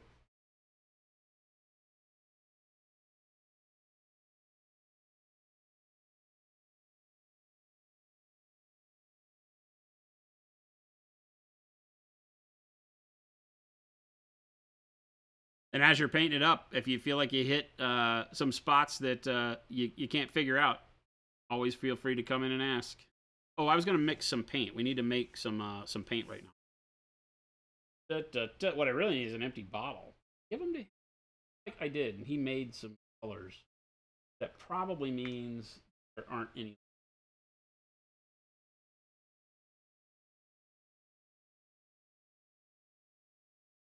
Hey, Baby J, if you're watching, I'm all up in your stuff. Yeah. Custom mix. Sons of horse. Awful chaos.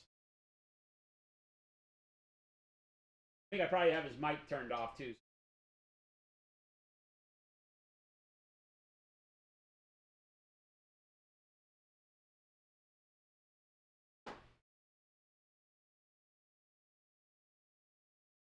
Not a color I've made before.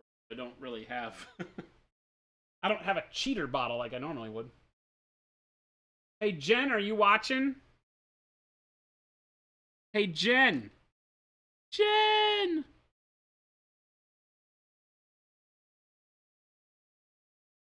I should keep like a whole slew of empty bottles in here. Oh, I do. He stole them.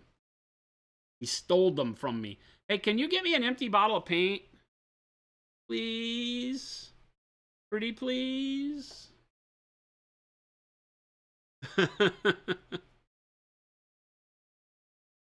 Pretty please? She's like, what? What?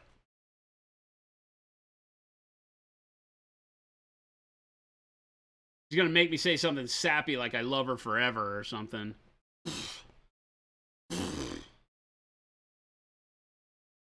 Paint liquor, I was over there saying, I bet his mic's off. That's what I said. Other than I'm over here in your stuff, touching your things. That's what I really said. I don't really want to mix this color in here. I don't know how far we'll get with it. So I want to make sure I mix enough to last. Ooh, I should steal his colors and mix it with his colors. Ha ha ha ha. Oh, oh, oh. Ha, ha, ha. Oh, oh.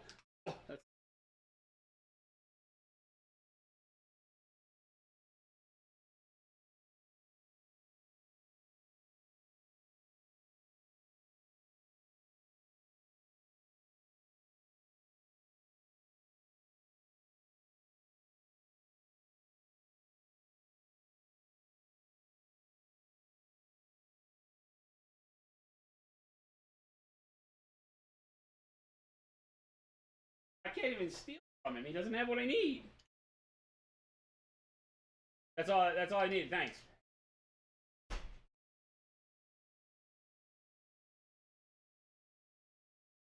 That's 80 bottles of pale yellow. 80 bottles of pale yellow. Ooh, I found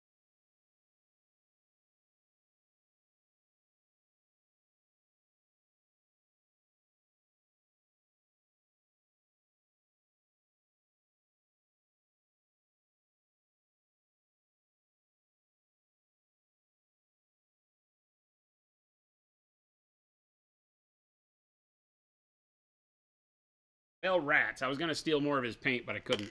So, but I couldn't. Dang it! He doesn't have a bottle of khaki.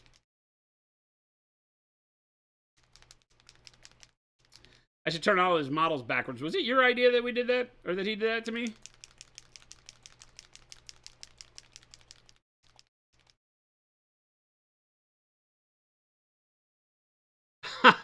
Dracos. Dang. Dang.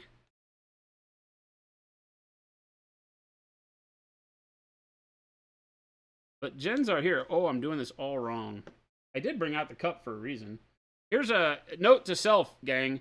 If you're going to be mixing paint, like we're mixing paint here, don't try to mix it in the bottle like I'm doing. Mix it in a cup first, and then put it in the bottle.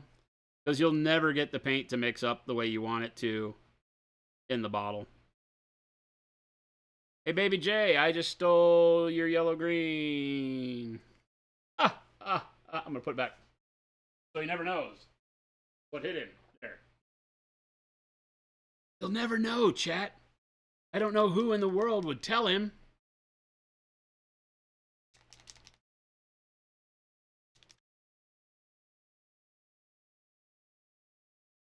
Baby J did it on his own. Was this a 50-50 color? Anybody remember? I feel like this was kind of a 50-50 color, right? I have it on the palette so I can see it, but I don't know what that means as far as like putting it in here. I'm gonna start there. That was very scientific. Where is a big old crappy brush? I have big old crappy brush. Sorry, brush. Also, don't mix with the bristles. Mix the paint with the handle. Don't be an idiot like me.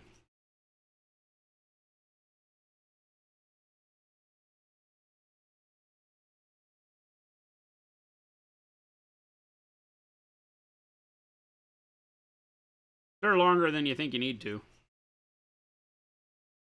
There could always be a big bubble of pigment that hasn't dispersed yet.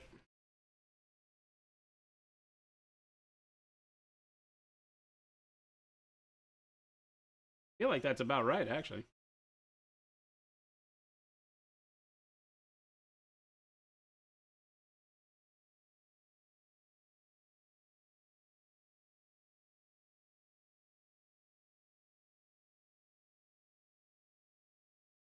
That'll work. That'll do her. That's pretty good.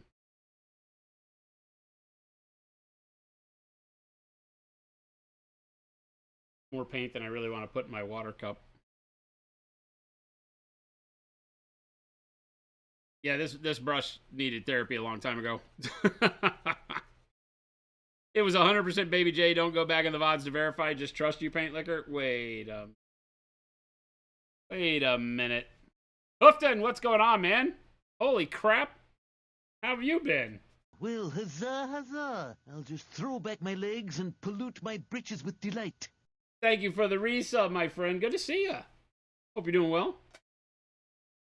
The mighty Hoofton. Been a long time. All right, here we go. Now we've made the color the way we want. We have a little bit more green in here. That's okay. It's okay. It is what it is. It is what it is. It'll be a little bit more green than we thought. But that's okay.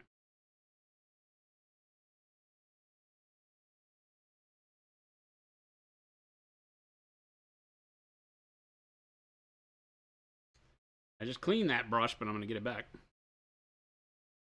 Still have use. Brewy brush.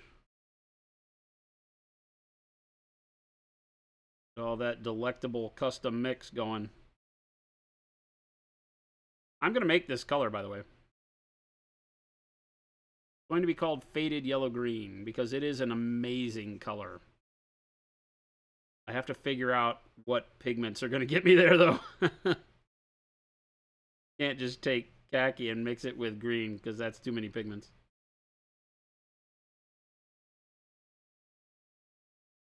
Setting. I can do it pretty easy.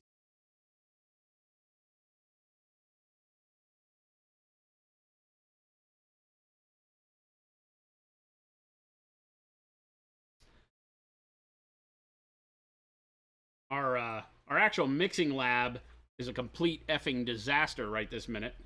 Excuse my French. Because we cleaned the studio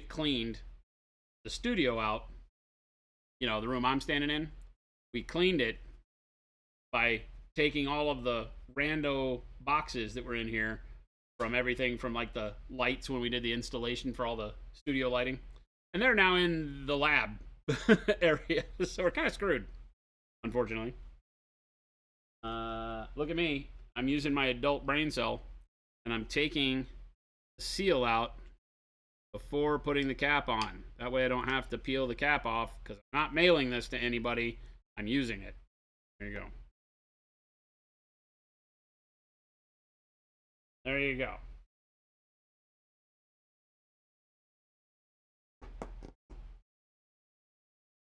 Zombies do not normally keep a place clean. Huh? Well, Thompson says, you're too many pigments. You've been good, had your other researcher leave, and you've been running the lab. Holy crap, seriously? Taking some personal time to start getting, or to get started on your Lucius Warhound. Do you have a Lucius pattern Warhound? No, wait a minute. The Lucius is the old one, the good one, right?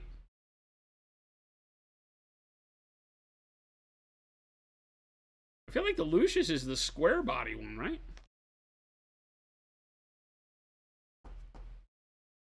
Nothing here to use, maybe?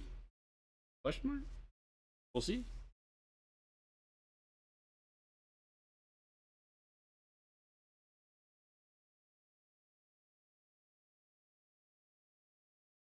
You won it at auction for 70 bucks. That's awesome, dude. The Lucius is my favorite. The big square-shouldered one. I hate the Mars pattern. Not my favorite thing.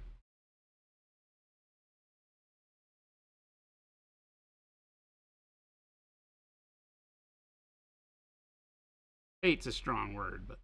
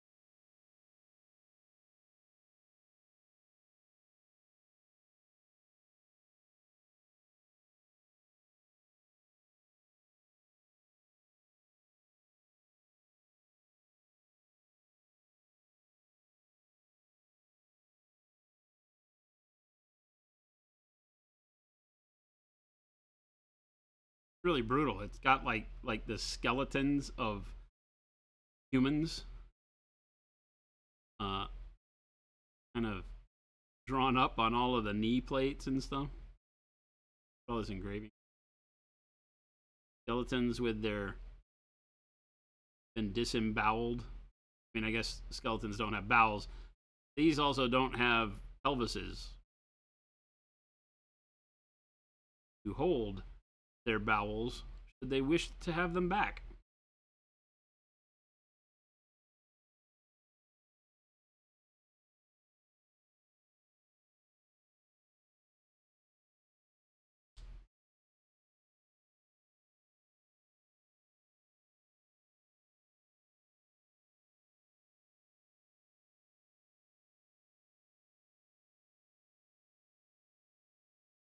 Oh, the local shop closed. That sucks.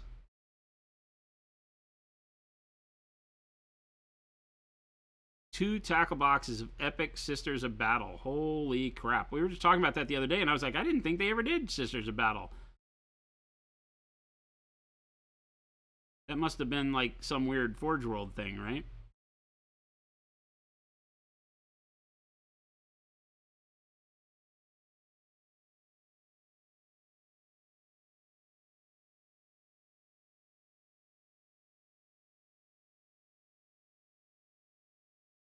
Cup really doesn't do me a whole lot of good. I got all the paint out of it. I was too efficient. Now I can't use it. Damn it. This skeleton doesn't even have a neck. It has a neck. It has no skull.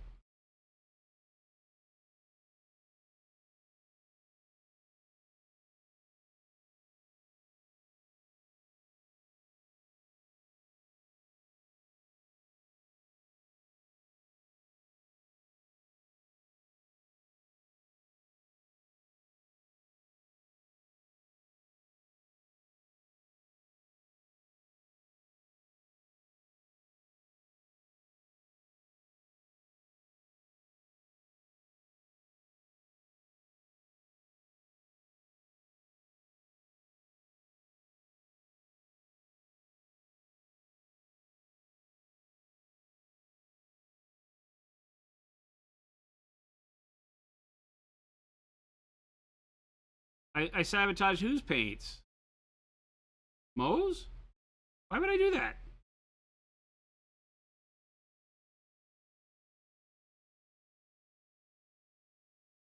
Doesn't sound like me at all.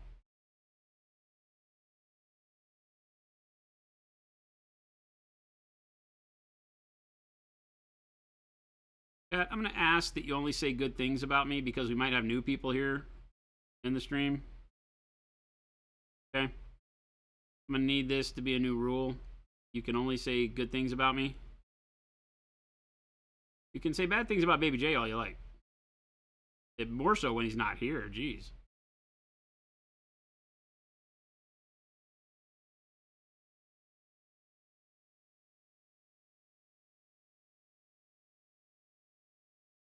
But I'm going to request and then I'm going to invoke censorship on all bad Jason talk.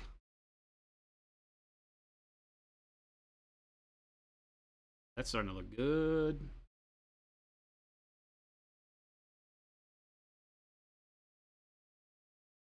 You're getting a root canal on Monday as the first part of a bunch of dental work you're getting done. By the time Adepticon rolls around, you'll have the option to smile, but still won't. Wad, what's up?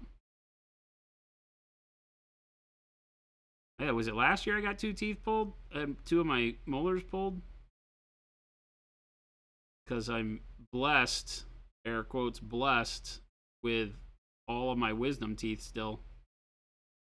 Really screws with you.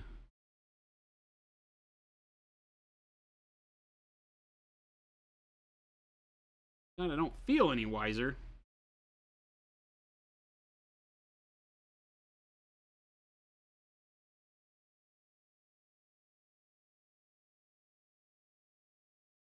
Hey, is Telemachus still here? Telemachus, you still here?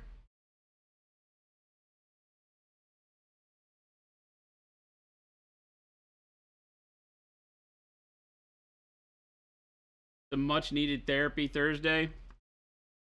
I've given out quite a bit of bad advice already. All the wisdom's in your brain, they didn't put any in your teeth. I have 2 sets of wisdom teeth, so there. So I have even less wisdom in my brain because I have 2 sets of wisdom teeth.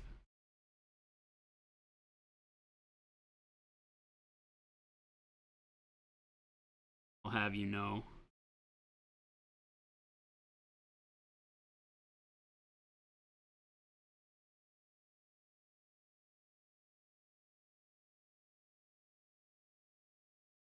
Nobody got time for wisdom.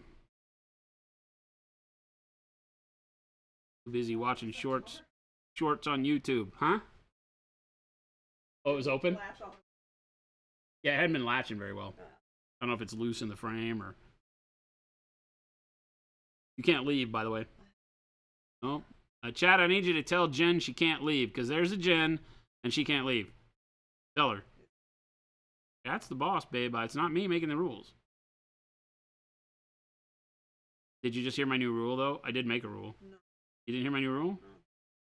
Yes, what would you think I make a rule about? They can't, no, they're going to make that rule. They can't talk bad about me. They do it all the time. Mean bastards. Quiet boy, what's going on? There you go. Darth Mullen says can't leave. So there you go. Done. Done. She says she doesn't listen to that guy. Poor Darth. Poor Darth. All right, close your eyes. It's Family Channel. What'd you do to your shirt? All those boxes. I had to go pick up boxes. They were not clean. That was a very cute pink shirt. I know. It will be when you wash it. Close your eyes, chat. Hey, somebody likes us.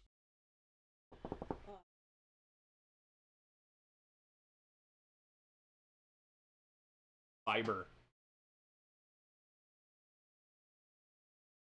I just want a box of Triscuits. Not really what I want. Okay. Cooties! They said cooties. Deadbeat said cooties. Oh, you can close it. Everybody's gone? You check the back? All right.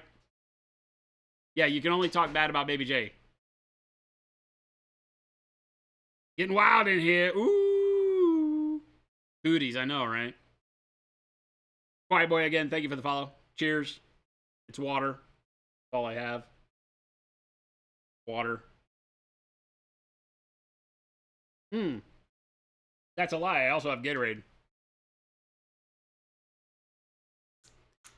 My body's still not happy with whatever I ate on Monday. Just had 5 teeth out and some bone reduction in your lower jaw. Oof. Oof, Sarge. Sorry, man. Sounds horrible. Fiber's important. You close your eyes and now your model's messed up. Serves you right. Serves you right. Mountain Dew Zero and Taco Bell. That's what you're doing tonight, Darth? You're going to be on the potty.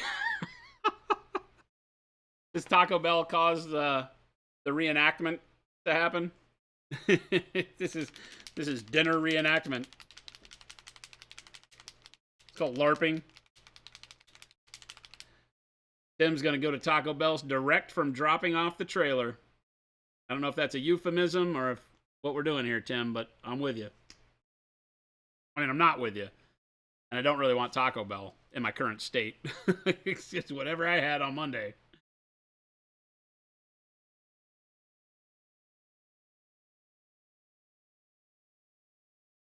All right, Chet.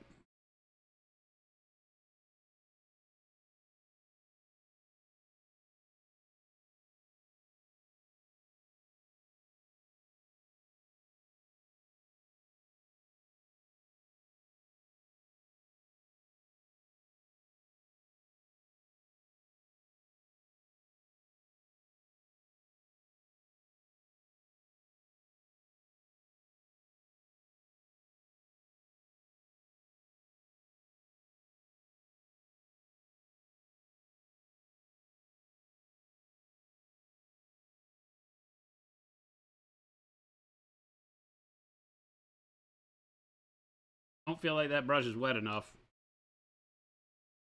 Every now and then, adult brain cell kicks in. Before you touch the model with the brush, you say, is this the right consistency? And if the answer is no,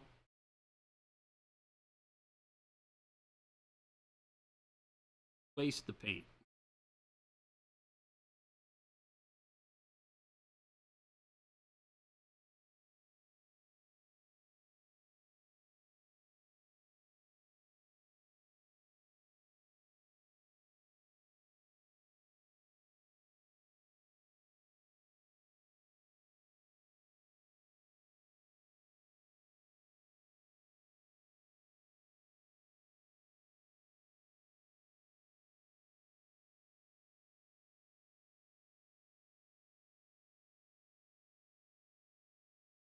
Shine on the outside of that calf area.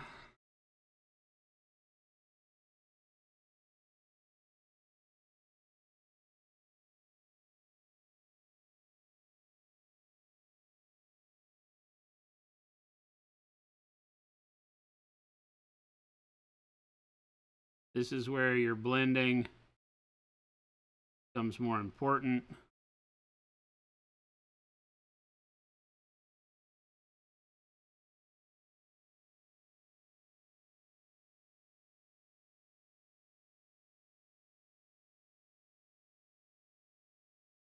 You went to Taco Bell for lunch? You guys are just a Taco Bell squad today. What the heck?